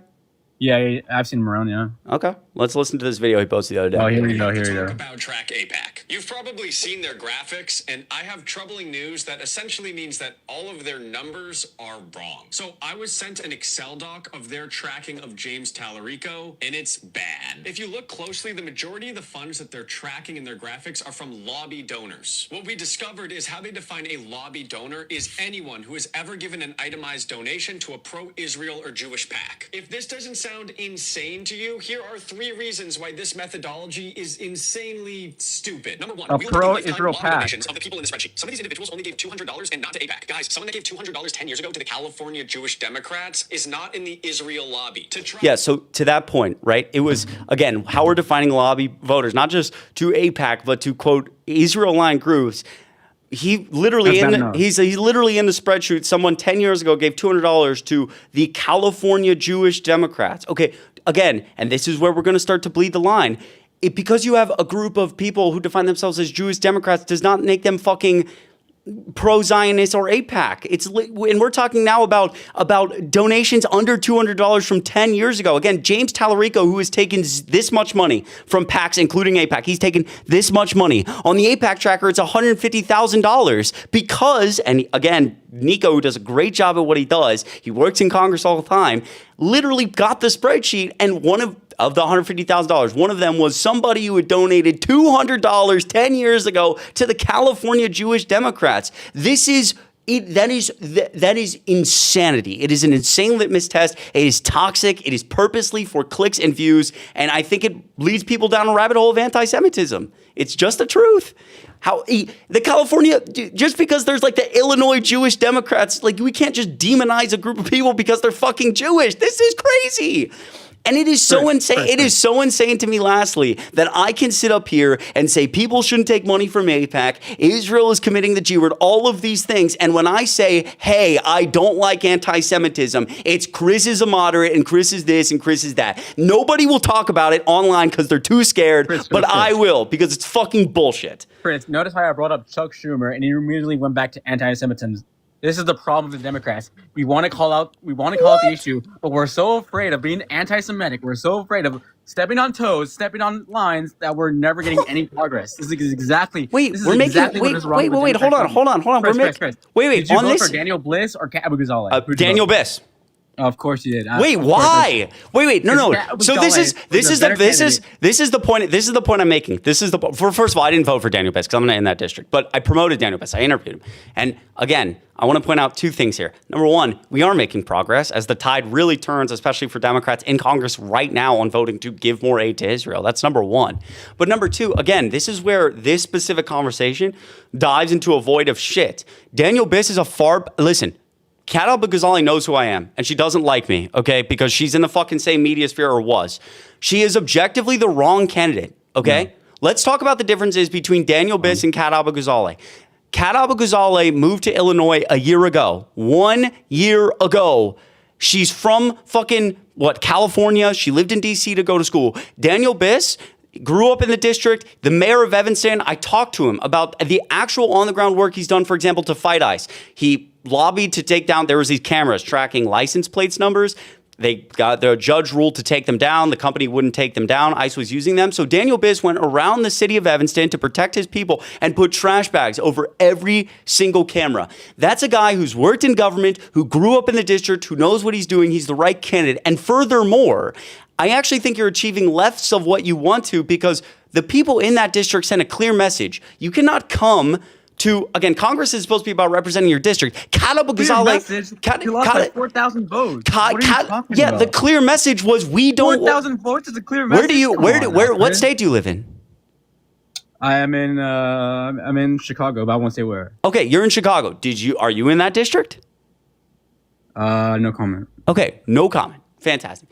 I think the point I'm getting across here is that people are making the message clear that, again, we want candidates who represent us and know about our district. Daniel Biss lives here. He worked in government before. Kat Al-Ghazali doesn't know anything about us, and she moved here and is running for Congress. How is that ridiculous? People move districts all the time. People move to districts for power all the time. Why? That doesn't make her a bad candidate. Do you actually? Okay, I don't think she's a bad candidate. I don't think that. I think Daniel Biss is a better candidate, and that's why he won. Okay. That's why he won, because he's the better candidate. Again, I find it fascinating. It's like the voters, trust the voters, listen to the voters. And then when the voters are like, no, you're like, oh, the voters are wrong. Regardless of all this, how in this conversation overall, because you've been very respectful, I know I've been getting heated, but it's late. Like, you cannot possibly believe I'm a moderate Democrat. No. I absolutely believe you're a moderate Democrat. It goes to the same thing I keep on saying over and over again. So you're telling me that you started this by saying you like the Cory Booker route of the party. And I know what you mean when you say that. And what do I mean when I say that? Well, what are you implying? So like just the old ways of the Democratic Party. Okay, yeah, facts, yeah. Okay, and you think that me saying we need to suck corporate money out of politics, no more corporate PAC money. These are baseline things that we need to ask for. These wait, are like hold on a second. That's a different conversation. We're talking about where the Democratic Party is at right now. Do you believe that me saying that when I vote for Juliana Stratton and I do so much work for her, $25 fucking minimum wage, and saying Chuck Schumer doesn't have the confidence, and I'm up here talking about how I like AOC and I want to suck money out of politics, you're telling me that based on the whole Democratic sphere right now, that makes me a fucking moderate? Okay, maybe you're center left. Maybe you're not a moderate. What is going on? Have you always lived in Illinois? Yes. Okay. Well, that's part of the problem, too. That's why you viewed it this way. Because I lived in Georgia, a place where we had no public transportation and women die because they don't have access to transportation. So in blue states, it's way easier to fucking bitch and moan about shit like this. But Democrats actually, there's people in Georgia who, have no money for public transportation and have no health care. And they're more focused on, look, we don't care about what the candidate is saying about all these other issues. We need, basic fucking necessities here. So that's also part of the problem. I think, and this is why, going back to my original point, you can just exist in a sphere where you like both of those people. I'm fond of Joe Biden, I'm fond of Kamala Harris, and I'm fond of Zohran Mamdani. And the fact that more people can't just exist in that realm is absurd to me. Why do my personal opinions, what is helpful about me fucking screaming and bitching about what I personally think is best for everybody, as opposed to saying, I'm focused on candidates who care about authenticity, who care about leading this country in a better direction, and are more interested in serving Washington for the people as opposed to the money. We've had politicians for too long who aren't authentic, who run for the wrong reasons. So why I support moderate candidates who I believe are more authentic than their progressive counterparts, and vice versa. Why is that? But why is that a problem? Shouldn't we just vote for the best candidate? Why can't you why can't I exist in that world? Vote for the candidate that fits our ideals the best. Wouldn't you agree? And 70%. Oh shit! Why'd you put me up? My there? bad. I didn't mean to do that. Continue. Oh shit! I got stage fright. Come on now. What was I saying? Oh yeah. The base. 70% of the base does not want anything to do with Israel, but yet the Democratic Party still wants to go in that protect Israel route. Don't you agree? I think we're making a lot of progress on that. What kind of progress? Come on, Chris. I mean, in Congress, literally this week, we've gone from the amount of we're about to get over the hump for the amount of Democrats that you would need to start making progress on stopping. I'd have to go reread this article, but stopping sending aid to Israel. I think to your point, actually, Cory Booker flipped on this issue. A couple other more establishment Democrats said that they're willing to vote no on this resolution. Is that not progress? It's 1,000% progress, but I think it's show. Chris, you know what the rotating villains theory is?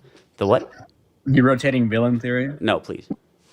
It's where the Democratic Party always chooses a couple of people to be the quote-unquote villains and always vote against the party lines in order to preserve the status quo. Okay. So you remember the government shutdown when 7 Democrats caved? Those are quote-unquote rotating villains. So there's just a big evil bad guy up at the top of the DNC making sure it all happens that way? 1,000%. As somebody who visited the White House multiple times, shook hands with Joe Biden, has met with the DNC chair and recorded a video with him and talked to him privately, I can tell you right now, it's actually way worse than that. And it's way worse than that because the Democrats are not the Democrats right now, as much as I'm a raging Democrat, have no idea what the fuck they're doing. And I wish that it was some big evil cabal when they're pulling strings, when in reality, they're trying to win and they're just getting crushed and they have no fucking money and they're in shambles. So it's just we have no money because we have nothing to stand on. Wait. Well, no, we have no money because aren't we supposed to have a lot of money if there's this, the DNC is pulling the strings to make sure the same people lose to keep getting money, even though they have negative $4 million and are about to take out a loan? Chris. Those two things contradict each other.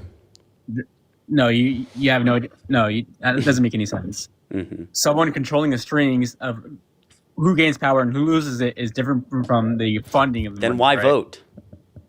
That's a good question, Chris. Why vote? I'm asking you. You said you voted. Well, wait, what? Chris, Did you vote for Juliana Stratton? Of course I did. Thank you. She was a better 3 options. Great. So, but why? If it's all controlled, if we control who gets power. Because I believe in progress. I like her stance on ICE. I like her tax the billionaires stance. I like Juliana Stratton a lot. But the thing about me is we could always do better, Chris. We could I always agree. I agree. That's why I'm up here every single day. But here's the difference between me and you. I don't settle. I always want to push the needle. Dude, listen. Here's the thing, 2 things. I actually really respect that. I want to be so clear. I do. And one of the main things that got me the most passionate about politics is when I was 15 and 16, 17 years old growing up in Georgia, I would scream and yell at my friends' parents who were all Trumpers. And I'd often come to the end of this conversation going, why do we always have to settle? Why can America not be better? Okay? So I respect that. And I agree with that.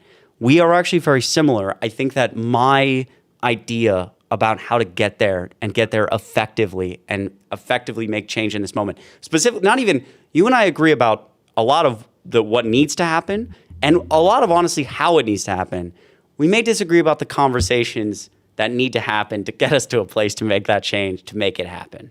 And I think that I'm also in a place where I'm seeing Democrats historically effing unpopular. And I think that you and I would actually agree for multiple of the reasons as to why they're historically unpopular, but probably disagree on others. And so I think we're friends, man. We're not enemies. I have "Democracy Dies in Darkness" tattooed on my fucking chest like a weirdo, okay? I believe. I'm a part of the tent too. Chris, let me ask you. Why do you start every guy? Chris. What are we doing? What's going on? Man, these are the important conversations we need to have going into 2026. Because here's my worldview on this. The Democrats aren't going to win the midterms. The Republicans are going to lose it. Do you agree with that? I don't know. I think I have a more thought out. This will satisfy you. This answer will satisfy you.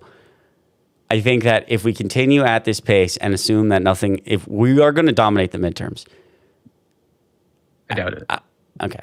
I think we are going to dominate the midterms, and I think it will be some of Democrats winning.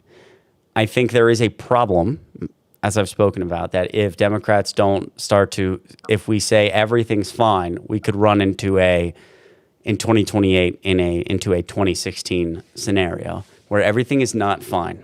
And certain things, again, one of the flashing red signals from you right now, Democrats are winning. Democrats, I would argue, have made progress. There's a lot of great candidates out there, and Republicans and Donald Trump are horrible. Democrats in Congress right now, Gallup poll done since the 1970s, they're the most unpopular they've ever been in modern American history. And why is that? Why is that? Hold on. They're minus 61 amongst independents. So to answer your question, if something doesn't seriously shift in that department, which will require more work than just winning the midterms, then in 2028, you could be running into like President Nick Fuentes, which would be very bad. 1,000%. Okay, 1,000%. there you go. So we have a similar outlook on how I understand that thought process, right? And moderates don't have that thought process. Why am I fighting so hard to be a part of the group? Everyone hates me, okay? My moderate friends say I'm a leftist, and my leftist friends all say I'm a fascist. So I just exist. Chris, you said you were from Georgia, right? Yes. Do you think Marjorie Taylor Greene is outflanking the Democrats on key social issues? Wait. Outflanking? Yes. Define outflanking. Meaning she's beating us to the punch. Like she's calling things out for what they are, and Democrats are being too afraid to do it. Whoa! No. So you don't think her stance is on like no Trump flip-flopping, the Israel stance? Wait, no. I actually would argue in this instance that if you believe that she's beating us to, do you believe that she's saying that honestly? Maybe I don't know. Okay, see, I think I would actually argue that that's bait. Marjorie Taylor Greene is very calculated and very manipulative, and we should not be engaging with her or near her viewpoints. What? You're telling? Wait. Hold on. Marjorie Taylor Greene, the one who put some of the most brutal election lies in 2020, some of the most insane conspiracy theories ever in congressional history, and literally was slept with a Trump body pillow every night. All of a sudden, because she's like, Trump's bad, we should be fucking aligning ourselves with her views, being like, yeah, we agree. I think that seems dangerous. In some issues, we need to come to a consensus that we do agree with her. But what issues do we agree with Marjorie Taylor Greene on? Oh, you're gonna make me say it again. The Israel issue. Come on now. Okay, I don't. I know, dude. It's like the number one issue that's going to go on into the midterms. I do want to point out, again, this comes back to the conversation about being from Georgia. There's and even amongst Democrats, when you poll them, that's just not true. Most Democrats, they would rank that issue number 15. And that's that's just, don't kill the messenger. That's just national poll. That's just national polling. Fact check me right now. Pull up on the screen. What is the issue for Democrats? The Israel and Palestine issue. It's not going to be 15. Fact check me right now. Okay, it won't be 15. Maybe I was being hyperbolic. Right. It's top 5. But the point being is that even if I understand where you're going with that, I don't think that it's I think that's a mistake. I think it's a mistake to be getting anywhere near Marjorie Taylor Greene. She's and I don't think we should be partnering with people at any level on any issue that pushed such heinous, gross lies about our democracy. I don't think she's being honest about anything that she says, and she's in it for herself and her self gain. And getting close to her is a bad idea. But if we let Marjorie Taylor Greene do her shtick, then, and if she becomes a contender for 2028, best believe she's winning, dude. You know, I don't. Not if Democrats get their shit together. but that's what I'm scared of. Are we gonna get our shit together? Like you I don't give know. us a list of Dude, names. that's why. What do you? I'm trying. I'm fucking trying. Because if we run Kamala Harris again, we're fucked. We are screwed. I mean, that's where I don't know that that's true, and I also think that again, that's where when you talk about moving Democrats toward what the Democratic Party wants. Yeah. You poll people right now, Kamala Harris crushes every other candidate for 2028. So Because she has the most capital. She has the most name okay, recognition. I'm just telling you to pick a side. Pick a side where either A, the Democrats won't focus on any of what the people want, and they need to be pushed harder to progressive. And we need to, this. I don't want to say populism, but populism. Give the people what they want. Give them what they want. If they want Kamala Harris, then don't start bitching that the fucking voters are wrong and that we're screwed because everyone's too stupid. Pick a lane, and if you think that Kamala Harris is not the right choice and all these things, then don't be a Democrat. I'm just telling you to pick a lane. I understand. I'm tired of picking a lane that does nothing. Oh my God. What has Hakeem Jeffries done as the minority speaker? I don't think Hakeem Jeffries has been effective, nor do I think Chuck Schumer is being effective. I agree with you. You're trying to pin these talking points onto me that it's more nuanced than that. Should Ro Khanna be the next Speaker of the House? Ro Khanna? I have no idea. I haven't thought about that at all. What? Man. Wait, what do you mean? He's the one who's put the most fight during the cycle. Yeah, no, I like Ro Khanna. I'm just saying, I have no idea who that next Speaker of the House should be. What are the other? What are the other options off the top of my head? There isn't really many. Okay, maybe Ro Khanna is the answer. I don't know. I haven't thought about that. Hold on a second. Oh yeah, fact check me. I'm trying.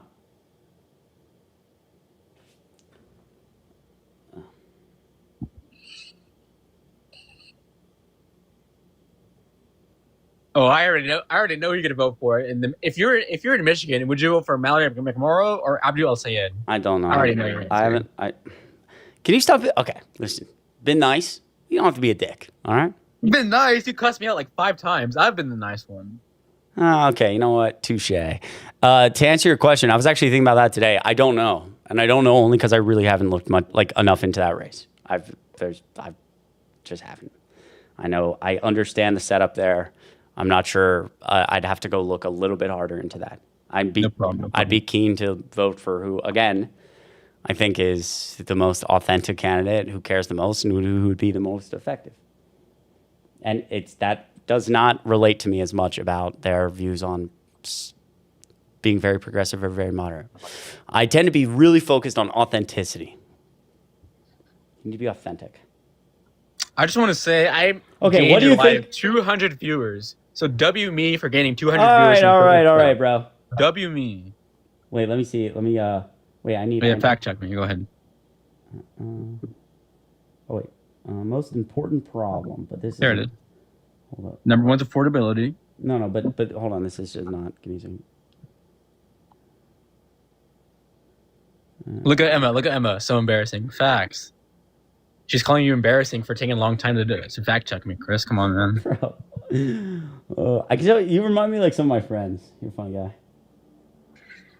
Dude. It's that Chicago in us, man. You're from Chicago, right? I'm from Atlanta. I moved to Chicago a year and a half ago. So you're the carpetbagger. See? Yeah. You're the one accusing of... Come. I didn't accuse you of anything. Wait, okay. Non-economic problems. What do you think the most important problem facing the country is today? And this is, wait. Oh, God damn it. Wait, I clicked on that. Told you. No. It actually wasn't. It wasn't. It was almost 0%, but that wasn't even the right...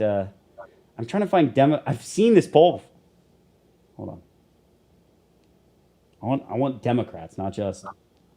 Chris, you could concede it's okay. It's here okay we to be wrong. go. Wait, when was this written? was last year. This was 2025. Okay, for Democrats, in your opinion, what is the most? I need to see fucking. Bro, you can concede. It's okay. Dude. I'm not. I'm trying. You know what? I'm trying to be more honest because this is what I was going to read, and I don't think that this encapsulates it well. But this is it. For Democrats, among Democrats being asked, quote, in your opinion, what's the most important problem facing the U.S. today? Almost 50% of people said political extremism and threats to democracy. And then economy, unemployment and jobs, healthcare system, crime or corruption, immigration, mortality, and then other. So I could have said that, but I was like, that does not a full comprehensive list. I don't know what other includes, so I was trying to be honest. I was trying to help you. Don't be honest. I'm trying to. I don't want to be proven. I would actually be okay being proven wrong here. I'm okay with that. I genuinely am trying to find polling on the most important issues for Democrats, but I keep running into everywhere. Amongst, hold on. All right, I'm gonna try this one more time. Double tap screen, everyone. Double tap screen. Okay, wait. YouGov. I mean, YouGov kind of sucks, but all right. Isn't it the Republican one? No. I don't actually know if YouGov sucks. I kind of just said that. All right, major problems. How big of a problem do you think the following are among... Oh, wait, this is being asked... what do you think... Is it... this is viewing unfavorably. God damn it, why can't this... men are more likely than women... Okay, oh, no, this is amongst Republicans, women more likely than men. God damn it. All right, never mind. You know, we can just move on, man. We can just move on. This is okay, well, listen, I'm gonna have to cycle people, so I just want to be able to make you... Hey, no way. Bro, you can't be mad at this. There's no one in the guest request, man. Double tap screen if you're MAGA, let me know. Just mad. Put a 1 in the chat if you want me to stay, and 2 if you want me to leave. Oh, God. 1 in the chat if you want me to stay, 2 if you want me to leave. Let's see. Let's do democracy. Let's see. That's crazy. Let's do democracy. Well, this isn't a democracy. Ain't no way. Yep. I set myself up for that one. Yeah. Israel is viewed obviously majority negatively, as they should be. Well, there you go. Yeah. But I can't. W1's in the chat. W my 1 people. There you go. Woo!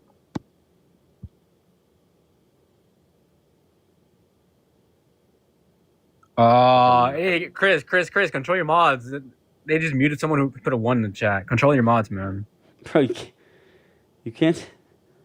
Hold on. That's wild.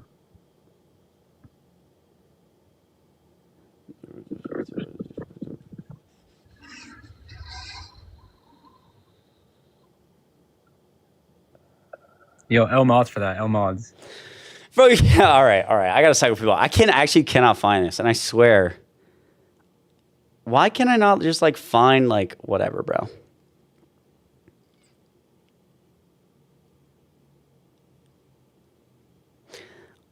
Sorry. All right. You know what? W's that guy. He was nice. I'm whatever. I just think like, man, I'm tired of being put in a box, bro. The answer is that everyone's wrong and I'm right. The moderate Democrats, too moderate. The leftists, toxic. Be like Chris. That's what we need. We need, and as you can tell, the other thing I like most about myself is that I'm the most humble. So anyways, it needs to be like, oh, are you part of the moderate? Are you like a moderate Democrat or more progressive Democrat? Let's add a new term for the kind of the middle of that. Are you a Chris Democrat? Boom.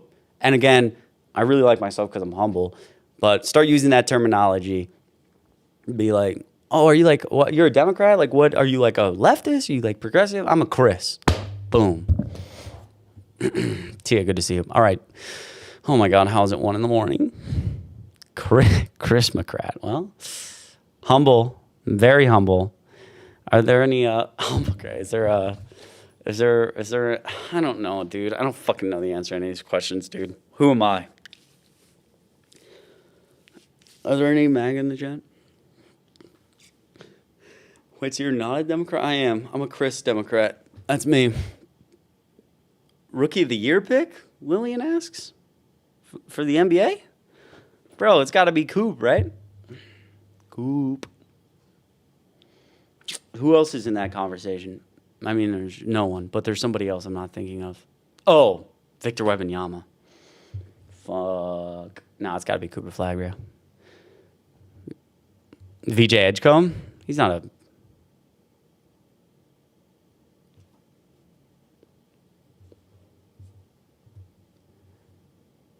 Oh, Knipple. Yeah, not fucking Wembanyama. What the hell am I talking about, bro? It's Knipple. Yeah. Actually, I mean, like, I guess, is that the argument right now that it should be Knipple because he's super fly and like the Hornets, you know, like actually kind of made a playoff push as opposed to, you know, the Mavs who won like 20 games? Yeah, but it should still be Coop. I was literally watching the Hawks game just now. They came back, dude. Generational fold from the New York Knicks. They were up the whole game and then proceeded to literally go, like, Hawks were down 10 in the fourth quarter, won by like 4. And LeBron, my GOAT, 41 years old. Oh, can't do shit. Game 1 secured. Oh, wait, is that happening right now, Lillian? He won he was the first unanimous defensive player of the year? Yeah, I mean, yeah, I got to respect that. Probably averaged like 4 fucking blocks a game? Yeah. Oh, Shams is tweeting? Okay, yeah, that makes sense. I forgot that was tonight. Yeah, shout out Wemby. Shout out LeBron James. Honestly, he should get MVP. No, I know, Emma. I know.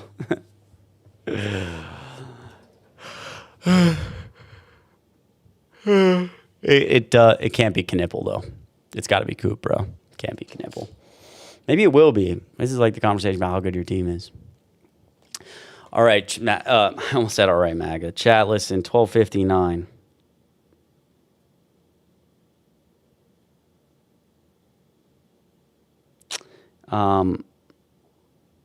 What was I going to say?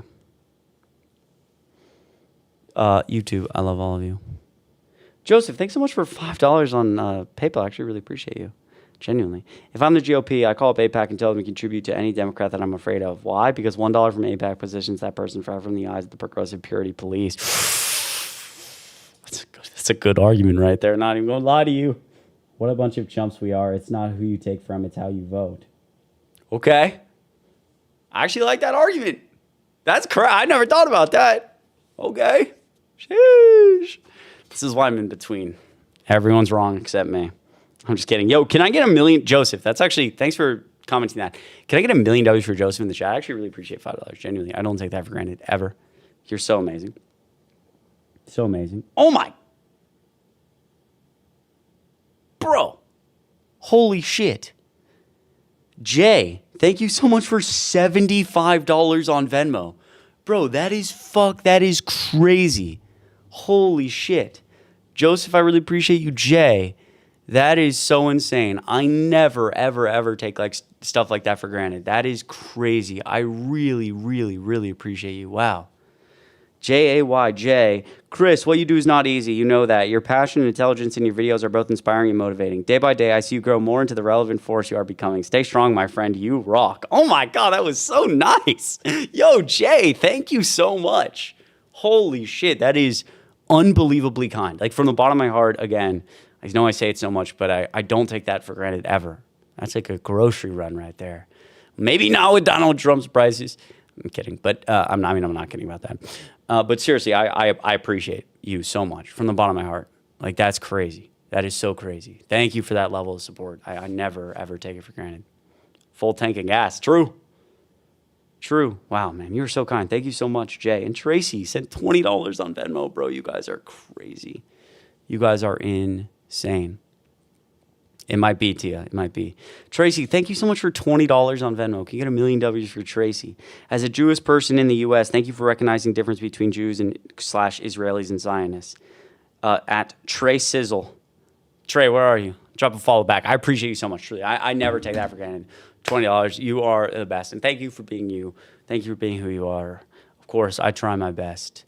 Thank you for defending. Of course. Yo, I'm going to try. Trey, I love you. You're the best. Appreciate it. Oh my goodness, behavioral health expert. Bro, amazing. I love mental health. It's a great thing. I went to behavioral health area one time. It was just an area. It was a building. It's a building. There's many of them. I went there. Wow. Tracy, thank you so much. Thank you for who you are. Thank you for being passionate about this type of stuff.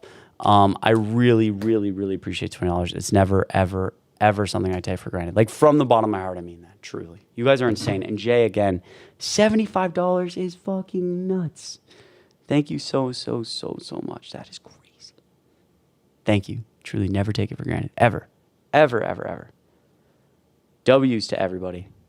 And Dark Sunray, so good to see you. $2. Had to say hi. Thank you to the other big donors. W's to Dark Sunray over on the YouTube Super Chat. I appreciate you. You're the best. You are so fucking kind. Thank you. Thank you to everybody. Dark Sunray, it's so good to see you. Thanks to all my mods. Just everyone in here. I can't say thank you enough. I really can't. Again, I never want to make it seem like I'm taking anything for granted because I don't. And again, I don't know, dude. It just bothers me when I be seeing people on TikTok be like, oh, thank you for this. Thank you for this.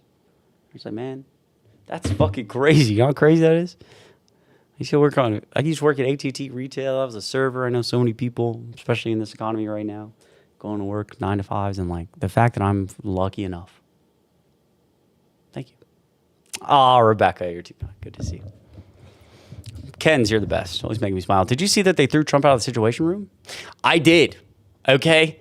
Insanity. Shout out to the Wall Street Journal. Okay? That fucking article was crazy. And shout out to the Atlantic for Kash Patel, revealing Kash Patel's drinking problems. They did, yeah. Apparently, while because Iran shot down a U.S. jet, and there was a service member who's missing in Iran. Very glad he's okay. They had to search for him, and they made a decision that Trump wasn't going to be in the Situation Room because he was acting too erratically. He was like screaming and yelling all day, and so they decided to, as it's referred to in the article, only cue him in when it was, seemed necessary. And all the other generals made that decision that they would go deal with it by themselves in the Situation Room. That is a great sign for the United States of America. The president, it's not that he didn't want to be in the Situation Room because he was drinking Diet Coke and watching Fox News. No. It's that he couldn't be in the Situation Room because he was acting too erratically. Why was he acting erratically? Not because it's like, oh God, is the airman okay? The war that I started with no justification, is that guy okay? No, he was screaming because he knew that it was going to be super controversial and was screaming about like the 79 hostage crisis and how they would be this huge controversy and he would kill his poll numbers. It was all about himself. The liquor cabinet, that's right, Mike. That's what I call it today on the old YouTube video. The liquor cabinet is what we're dealing with, folks. If you're a Trump supporter, let me know. Looking for a few more Trump supporters. Yo, Ken's, thank you. I actually appreciate that so much. If you checked out my YouTube channel, I post there frequently. Just, wow, it's crazy to think in just a short couple months, I had 250,000 subs over there. No, 220. I love everybody over on YouTube. Hello. Hello. Hi. How old are you? Good. How are you? Good. How old are you? I'm 32. Amazing. Do you like Trump? Yeah, I like him. I think he was better than Kamala. Kamala. Why is that? Kamala. No, it's Kamala. No, it's Kamala. I know, I'm just playing. I don't support abortion. She was all for it. That's probably the biggest thing. And then she was also, I think she was very pro LGBTQ. I think there's a lot of huge problems with the behaviors and beliefs that are coming from that community. I love all of those. I love all people. I think we're all equal. Yeah, you love them so much. But, They're just this huge monolith of people are problematic, and the views they have are problematic. I mean, did you hear what I said? Yeah, I love the people, but I think that the behaviors and beliefs that are coming from the community are absolutely problematic. What is the difference in the logic between that and like the ads that were printed about Martin Luther King in the 50s and 60s, where it's like, Martin Luther King, like, yeah, sure, we support like not Jim Crow, but like the stuff coming out with like the black people and the violence, like it's just not acceptable. Like, what is logically the difference there? You might as well, what's the difference between you saying that and just being like, yeah, black people individually, they're fine, but as a group, they're violent, they're this. What is the difference? Well, the context is You know what? That was not a sexual- serious question. Don't answer that, and don't say some fucking bullshit, some dumb fucking bullshit like this sexual nature. It's so gross. That is so disgusting. You actually believe that because somebody, loves whoever, or decides to go by a certain pronoun or whatever, that they're more likely to commit a violent crime in sexual nature against somebody? No, I didn't say. Okay, that. then What do you- please elaborate. They keep pushing the boundaries, starting to try to incorporate things like minor attracted people, transing children, telling people they shouldn't love themselves by saying that, you should hate yourself so much that you should identify as the opposite gender. Okay, let's pause. Who is they? People who are identifying as the opposite gender. Why are they doing that? Because they don't love the body that they were born in. And that's a pause. problem. You just suggested this big kind of like conspiracy almost as a group to push people in a certain direction. What is the goal of doing that? I want people to learn to love themselves. Okay. I think No. that they should love the body that they were born in. Well, clearly you don't believe that. Why do you think I don't believe that?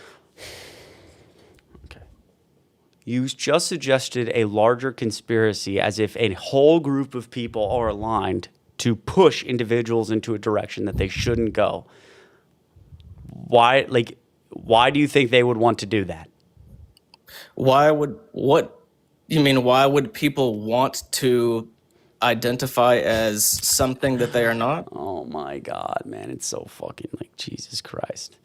No. Well, you can't answer. I'm No, asking you're you a literally not. clarifying You're not question. understanding What? that. You're not understanding the question I'm asking, and it's annoying. That's what I'm asking. What is the question you're asking? You started by saying that I don't support XYZ because they, like this group of people, are pushing. I'll give you one example.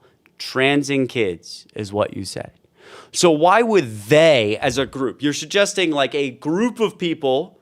Like it's almost conspiracy-esque. A whole group. Not all people. I'm sure not every single person. Who is okay? So not every single person, but there's a push to make your band teacher wants to make your kids gay or something. Why would that why would they want to do that? So Can you, if you're gonna, shut the fuck up. If you're going to engage in such bigotry and hatred, such fucking garbage, when people just want to live their lives, shut the fuck up. This is such basic shit. I just expect you to have a little bit of intelligence to be able to explain your bigotry. That's all I fucking ask of you. You're saying, they trans your kids. You're so fucking stupid. Nobody cares about your kids. Nobody gives a fuck. Nobody cares. I'm a 24-year-old white dude. I don't give a fuck about like anybody else. I don't care what they do. I don't care what their kids do. Nobody, not a single soul gives a fuck about your kids except you. So if you're going to engage in, oh my God, they're trying to turn my kids trans, then I just want you to be able to, in the most basic way,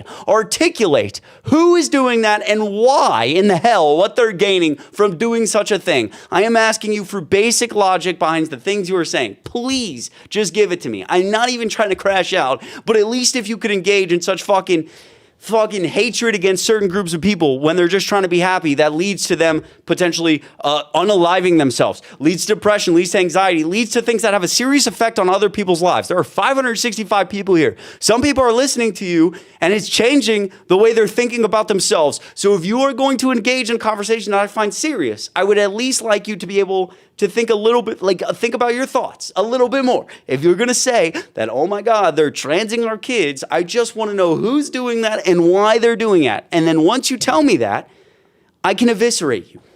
Go. All right, certain people, not everybody, but people are trying to normalize allowing children, not everybody, I'm sure not every single person from the LGBT or not every single person from the LGBTQ community is pushing for this, but it is there are people and people even that are part of my family who have children that they are that children that are identifying as the opposite gender, like 11 years old, Why would they want to do that? and why they are trying to normalize it to Why? the point where they're allowing children Why? to get Why? life-changing surgeries. That's not happening. Not a single kid is getting life-changing surgeries. No children have No, had that's transgender surgeries. very, very, very, very, very few. That's illegal in all 50 states. That's actually surgeries below 18. And Yeah, they have made it illegal now. no, But it has been illegal forever in all 50 states. That's not a thing. Planned Parenthood doesn't provide that. No clinic will provide that. There is nowhere that is providing those surgeries for kids under 18, unless it's some exceptional circumstance that's being for something medical, for example. Even if they're not doing surgeries, they are teaching children that they should hate themselves Time much. out. That Please stop. Can I finish Stop. my point? No, because my point? I want to let you finish your point, but I keep trying to come back to You the haven't question. let me talk like at all. Just But let me finish my point. Can you answer before you continue? And I will let you. Why? Why are they doing that? Why? Because they believe that it is helping the children feel better about themselves, when in reality, what it is doing, it is telling people that they should not love the body that they were born in. So they are fighting against their literal biology, against their actual body, against who they were born as. So much so that they're dressing different. They are injecting hormones or testosterone into their body. And what I believe is the best thing that people should do is learn to love themselves so that they would feel better and not have these horrible episodes of depression or anxiety or things like. I think we should learn to love ourselves. I think that's Fantastic. Let's pause for a second. Number one, again, there are no surgeries occurring for people under 18. Number two, how old are you again? I'm 32. Okay. Do you have a background in medicine or therapy or psychiatry? No. Okay. So why? Because you're talking about how you believe we should, for example, instead of teaching kids X, Y, or Z, we should teach them to love themselves. I would be under the impression that we should listen to the doctors, the therapists, the psychiatrists, the pros in this field when someone from any age range may be experiencing, for example, gender dysphoria, which has been studied quite a bit and is still being studied. I would take their guidance on how to fix that.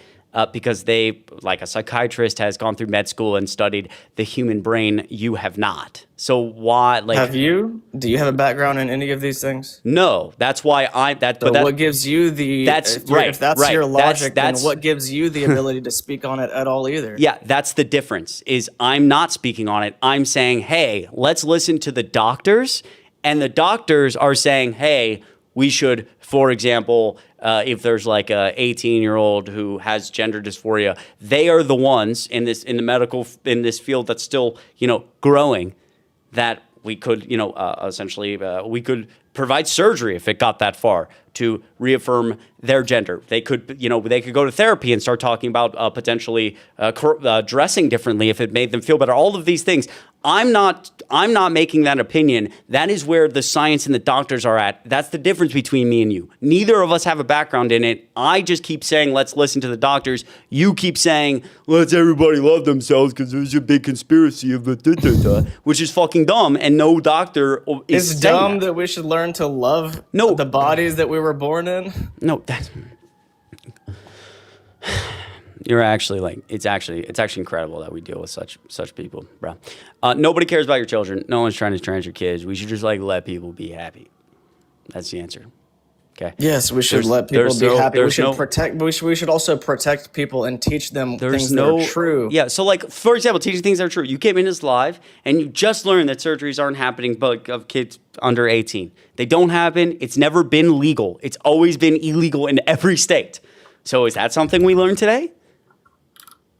No, I'm pretty sure that I've heard that there have been surgeries. Get the fuck out of my life, bro. I can't do this right now. I can't. I actually can't. I actually can't do it, bro. I gotta go to bed. I'm sorry. I gotta go to bed. I cannot do this, bro. Actually, just fucking suggesting giant conspiracies against people, bro. I don't know anymore, bro. These MAGA people make me want to drink wine. Jack Piper's mom, thank you so much for $10 on Venmo. Can we get 1,000,000 W? Oh my goodness, I can't believe I missed this. Can we get 1,000,000 W's in the chat here for Jack Piper's mom? Jack Piper's mom, genuinely, I love you so much. You mean the world to me. Great mod. Can we get so many W's in the chat? $10 genuinely goes a long way. I hope you're doing well. Hope flying planes as well. You're the best. Hello. I am so sorry that I have noticed you now too late, but I want to give you the floor for a minute to talk about whatever you want. And thank you for being a therapist. I love therapists are great people. I've seen the same one for, every Tuesday and or Thursday for 10 years. That's crazy to say. Go ahead. Take it away. I know the drill. I really wanted to speak to him. Of course, you did see my request, and that's fine. First of all, tonight on your live is the very first time I have heard the word transing. There is no such word as transing. That was completely unhinged to begin with. I'm a therapist for 40 years, Chris, and I think that I've heard a lot of things in my life you can imagine. I don't speak from momentary outrage. I know how to hold my own feelings. I just want to say this. His information, clearly he was ignorant. Clearly it's an emotional bias for him. When speaking to somebody like that, you can't feed them facts. What I wanted to say to him, I hear his stress. I wanted to address what was going on with him, because whatever button this is pushing in him, if you can uncover that, you might make him pause long enough to take in some new information. I don't know what happened in his life. I'm not going to guess.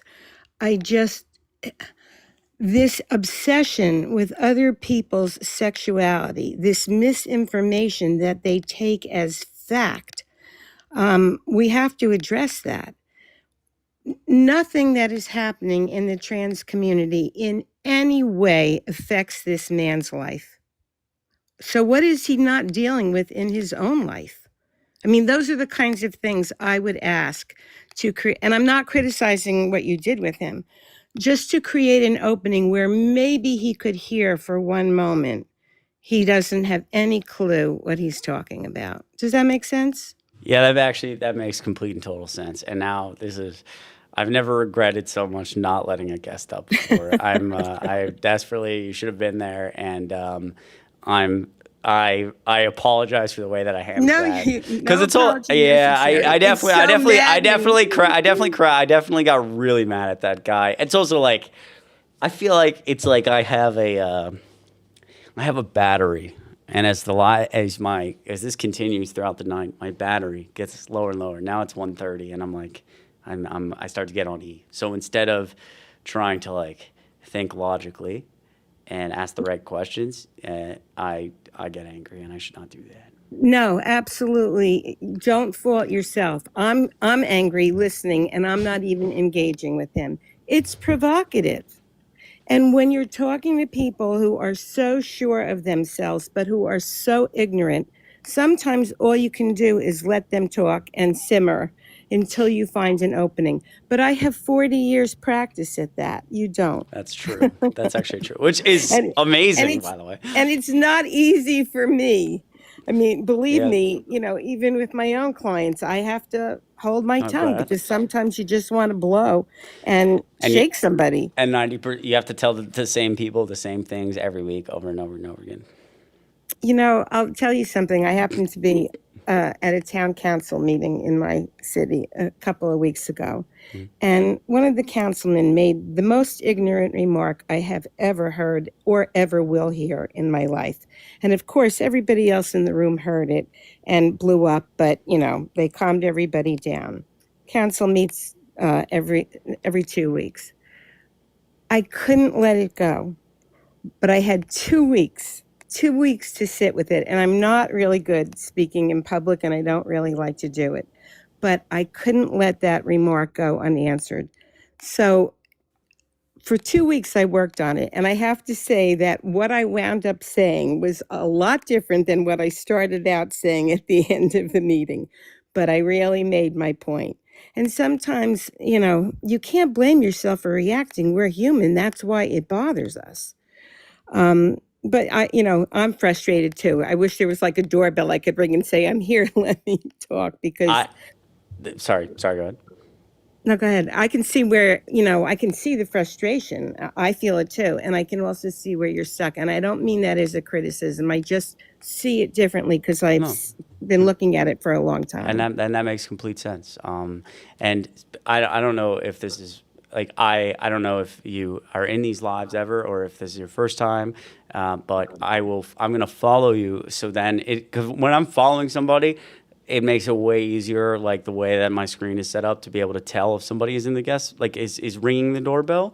So I'm gonna follow you because you're the most amazing human being ever. And if randomly one day you stumble upon this and I'm screaming at that person because I have those conversations sometimes, I will let you up and I will listen and do my own research on how that conversation goes to maybe improve my conversational skills with such individuals.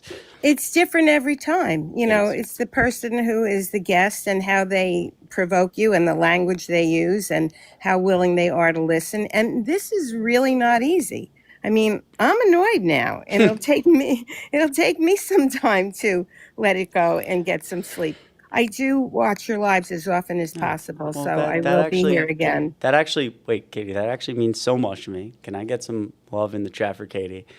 You're amazing. I will follow you, so I know next time you ring the doorbell. And I do.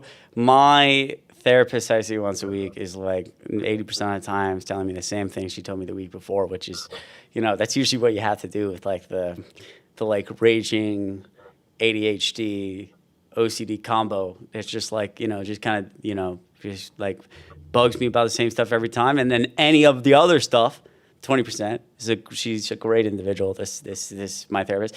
The other 20% is literally just about like, the battery drain from like stuff like this, and then how it relates to like my sleep and simmering on it and being able to disconnect, especially when it's like my whole life.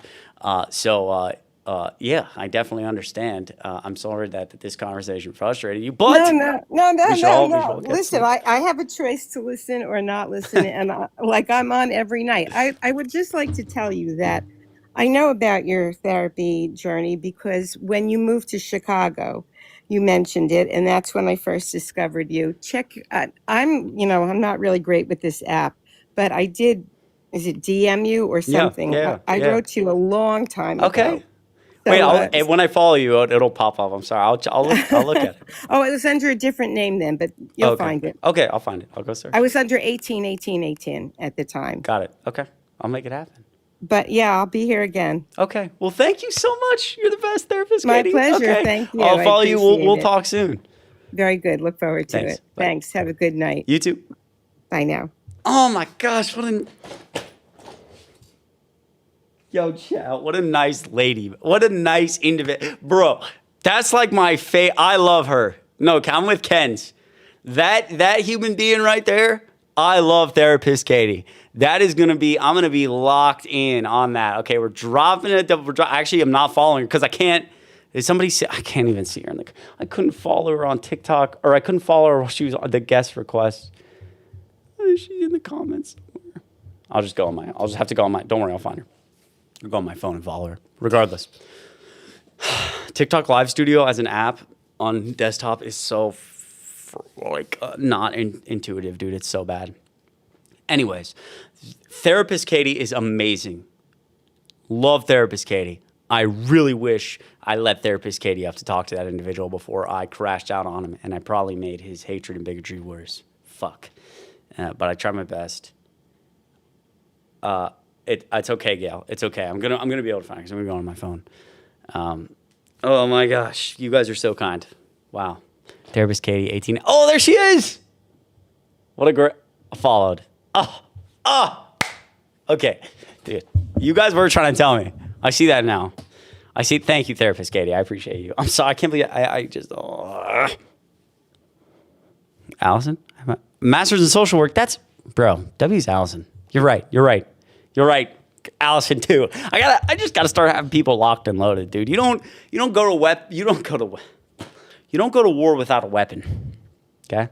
without weapons. And my guests just have to start. You guys know so much. Like Allison, therapist Katie, therapist for 40 years, brilliant. Masters in social work, Allison. Okay, there are so many guests that know so much more than me on a variety of different topics. And I'm up here just fighting. I'm throwing hands with my bare hand. I'm throwing hands with my bare hands. Nice. I'm throwing punches with my bare hands when I have a whole arsenal behind me. Okay, I have like laser weapons behind me. My dumb ass is. I'm too about myself. I'm too arrogant about myself. You guys a master's in social science. Sheesh. You know more than you realize. It's not true. It's wrong. Well, here's the thing, therapist Katie. You're right about a lot of things. That one's not right. That one's not right. I'm kidding. You're very kind. You are not arrogant. Oh my gosh. That's the other thing I hear in therapy all the time. I have therapy tomorrow at 2 p.m. It's the one thing that I have not made any. The one I've done a lot of work on a lot of different things as it relates to my mental health journey, and I'm currently working through a workbook that I think is in my car because I fucking always leave it in my car. I think it's called the workbook for perfectionism. It's a perfectionism workbook. Perfectionism. Let me see what this is called. I've made a lot of. It's not the perfectionism work. It's called something different. I don't know which one it is, but it's I don't know. But I've been working on that, and the point being is that I've worked on a lot of different things for a long time as it relates to my mental health journey in life. The one thing I have never really I've never really worked on, and I'll be honest, I don't think I've worked on it because it scares the shit out of me, is how I talk about myself. And it's mentioned to me all the time. Therapist goes, you say the nastiest things about yourself. And I don't know why it scares me. Maybe it scares me because I don't want to I don't want to uproot beliefs I have about myself. Like I think bad things I think poor things about myself. I think that I feel like I have rooted beliefs and I'm not good enough. I'm not good enough. I'm not kind enough. I haven't achieved enough. I'm not a good person. And I don't know why, but it's I can't. I'm not good at I can't. Those are things that I can't uproot. It scares me. That is partly the perfectionist. I have to work on uprooting. Someone mentioned my parents. So my parents are amazing. That's the thing. Everyone tells me they're like, "You're so great. You achieve so much." I can't. I deflect it all. I can't. No. It bothers me. Can't do it. Practice self-compassion. See, I know the game, dude. I know everything I have to do. Practice. Listen. I've come a long way just in the last 5 years. Up here, okay? One thing at a time. Maybe we'll get to that eventually. I have to believe it. And I don't know that I believe it sometimes. I don't believe it. I got really deep there, and I didn't mean to get so deep. My bad. Anyways, I feel like a lot of people say bad things about themselves. All right, before we go to bed, because it's 1:30, and I actually really have to fucking go to bed. I have a Jafer. I struggle with severe OCD. Definitely have similar thoughts about myself. Emma, I'm proud of you. Sorry about the OCD. Yeah, OCD is a tough one. It's a tough one. As I've gotten older, and with the thankfully being, going to therapy and such for so long, the OCD is far less. It's a lot more prevalent in my thought patterns. But I used to have a lot of really bad physical compulsions when I was really little, but not anymore. But I'm proud of you. This is true, Allison. Wow. Wait, really quickly. Brent, thank you so much for $5. Chris, we appreciate you. Dylan is on his way. Oh, yeah, that's right. Psych degree to support these beautiful humans. Yo, W's Dylan, horns up. Fuck. Horns up. Yo, Alejandro. That's my fucking guy right there. The big Drodo. Get some W's for Dro in the chat. Brent, I really appreciate $5. I never take that for granted. Sally, thank you so much for $2 on the YouTube Super Chat. You're literally so kind to me. Thank you so much. Stop your self-depreciating. It's not helpful. It's not helpful. Self-depreciation. People don't effing choose to be trans. Transitioning is a choice. You can't make someone think they're trans. Exactly. Trey, thank you so much for $5 on the YouTube Super Chat. That goes a long way. I appreciate you so much, and you're absolutely right. That person was infuriating me. I genuinely means the world. Sally, thank you so much for $2. I love you. You're amazing. We were right about Jalen Johnson. They play like bro. I watched the end of that Knicks game. First of all, generational fold from the Knicks. They were up all game. They were up 10 in the fourth. They just like collapsed with 4 minutes left or something. It was a good end of the game, but like, I mean, I know he was playing. He didn't have like a field goal. And I don't think I watched much of that third quarter, but I watched all the second quarter, and I know he didn't have a field goal. He was like 0-4, but he had like 4 points or something from. Yeah, that dude. Yeah, dude. People up here trying to convince me that Jalen Johnson should be in the same. Whatever, bro. Monica, thanks so much for $5. Holy shit, so good to see you. Monica G is someone who it's been here so long. Like I recognize the name like from literally when I first started. I'm truly so proud of you. I watch your YouTube videos and love to see you going places. This isn't much, but sending all the love and happiness. My hubs is in the military and working hard with the current events. Please keep speaking. Monica, you are so kind. You've been a supporter for so long. $5 is unbelievably kind. I never take that for granted. Thank you. And thank you for your service. And thank you to your husband's service. Wishing you guys the best. And obviously wishing his safety. And I tell him I appreciate his hard work. And I appreciate your service, you know, being a family member of a service member. There's Monica right there, guys. Show some love for Monica. Thank you so much. Truly, $5 means like the absolute world. I never take any of this stuff for granted, ever. Leah, thank you so much for $9. Hey, $9 is crazy. Holy shit, you guys are the best. All right, I got to go in a second, chat. I got to go because it's getting fucking late. But hey, Chris, you're an amazing human being speaking facts. I wish Republicans used critical thinking skills and didn't interrupt. Leah, W's in the chat beautifully said $9. I actually really appreciate you. I love how you stayed sincere over the years. Sorry. User, I appreciate you. Oh, man, you guys are kind to me. Thank you so much for $9, Leah. Can we get 1,000,000 W's in the chat? Allison, thank you so much for $5. Holy shit. Can we get some W's for Allison in the chat? That's right, Kens. Holy shit. You guys, I never take any of this for granted. Leah, again, thank you so much from the bottom of my heart. Allison, $5. Chris, pretty pleased. I've worked on perfectionism, self-talk, my outpatient. Oh, wow. Awesome. Now I help people with it every day. Living shy. All right, Allison, thank you so much. Can we get, $5 from Allison? I actually appreciate you so fucking much. Can we get 1,000,000 W's in the chat, please? Huge W's. You guys are literally insane to me. Allison, I never take $5 for granted, genuinely. Thank you. Outpatient work, it's hard work. You guys are genuinely so kind to me. Thank you. Was on the phone with Mishi a few days ago. No effing way. She has great things to say about you. Oh my goodness, good to see you. I love Mishi. I'm sorry. Maybe you didn't change your profile. I try to remember people by their profile picture, but I am following you. I appreciate you so much. Done. You're the best. You are the best. And also over on YouTube, Frank with $14.99 Australian dollars. Holy smokes. Thank you so much, Frank. I never take that for granted. Dude, you guys have shown an unbelievable amount of support tonight. Unfucking believable from everybody. Thank you so much, Frank, truly. I want to say before I go, I am so grateful for every single person in here. I cannot say that enough. Thank you so much. Watching live, double tap the screen, comment. Maybe you didn't do any of that. Maybe you just see me around. Maybe you see me all the time, but you've never comment, anything. That's okay. Just the fact that you're here listening to me means the world. And if you were grateful enough to donate monetarily, I never expect that, but I just want you to know I'm so grateful for it. So thank you. Thank you from the bottom of my heart. Wow, you guys are so nice. Sally, thanks so much for $5. Chris, you're a great young man. Yo, thank you. Can we get some W's in the chat? In the chat?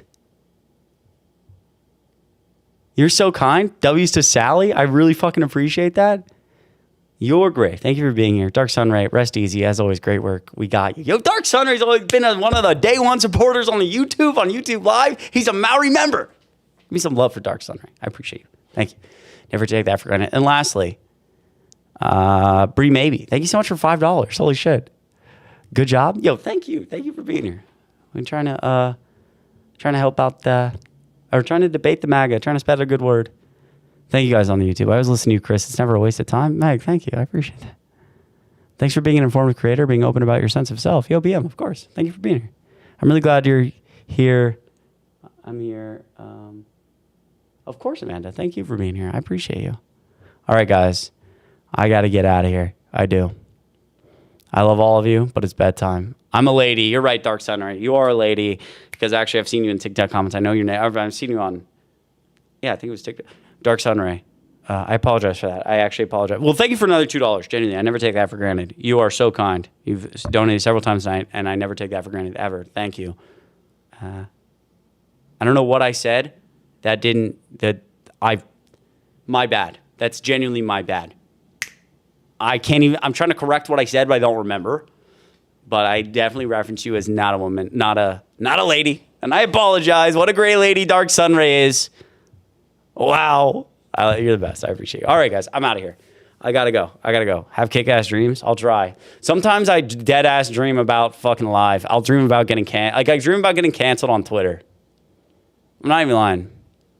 And the thing is, every time I get canceled on Twitter, it's for something like, I don't have anything that could get me canceled. Like, I don't have some giant skeleton.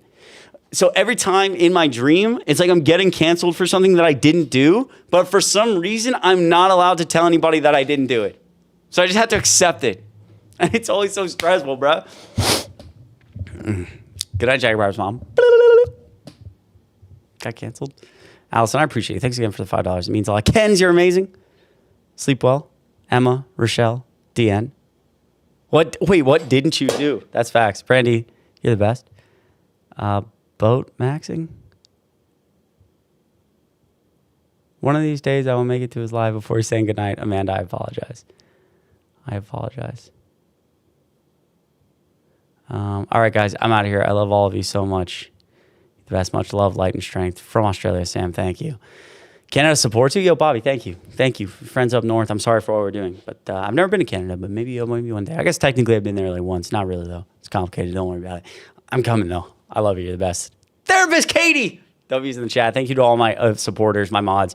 You guys make this happen every single time. Carrie, Rebecca, Jay Fur, Brandy, literally everybody. Mads, Bren, you guys are all so kind. Tess, Bren, everybody. Kens, thank you guys so much. Sally, good night. Amanda, good night. Thanks for all the support. I'll see everybody tomorrow. Be safe. Be easy. I'll see you around. Go follow me on everywhere, maybe, if you feel so inclined. Rebecca, Rochelle, Jacob, Tess, Taylor, Matria. It's always a pleasure. Smokey. Happy 420. That's all right. Dark Sunrise. Thanks. All right, guys. I'm out of here. I'll see you soon.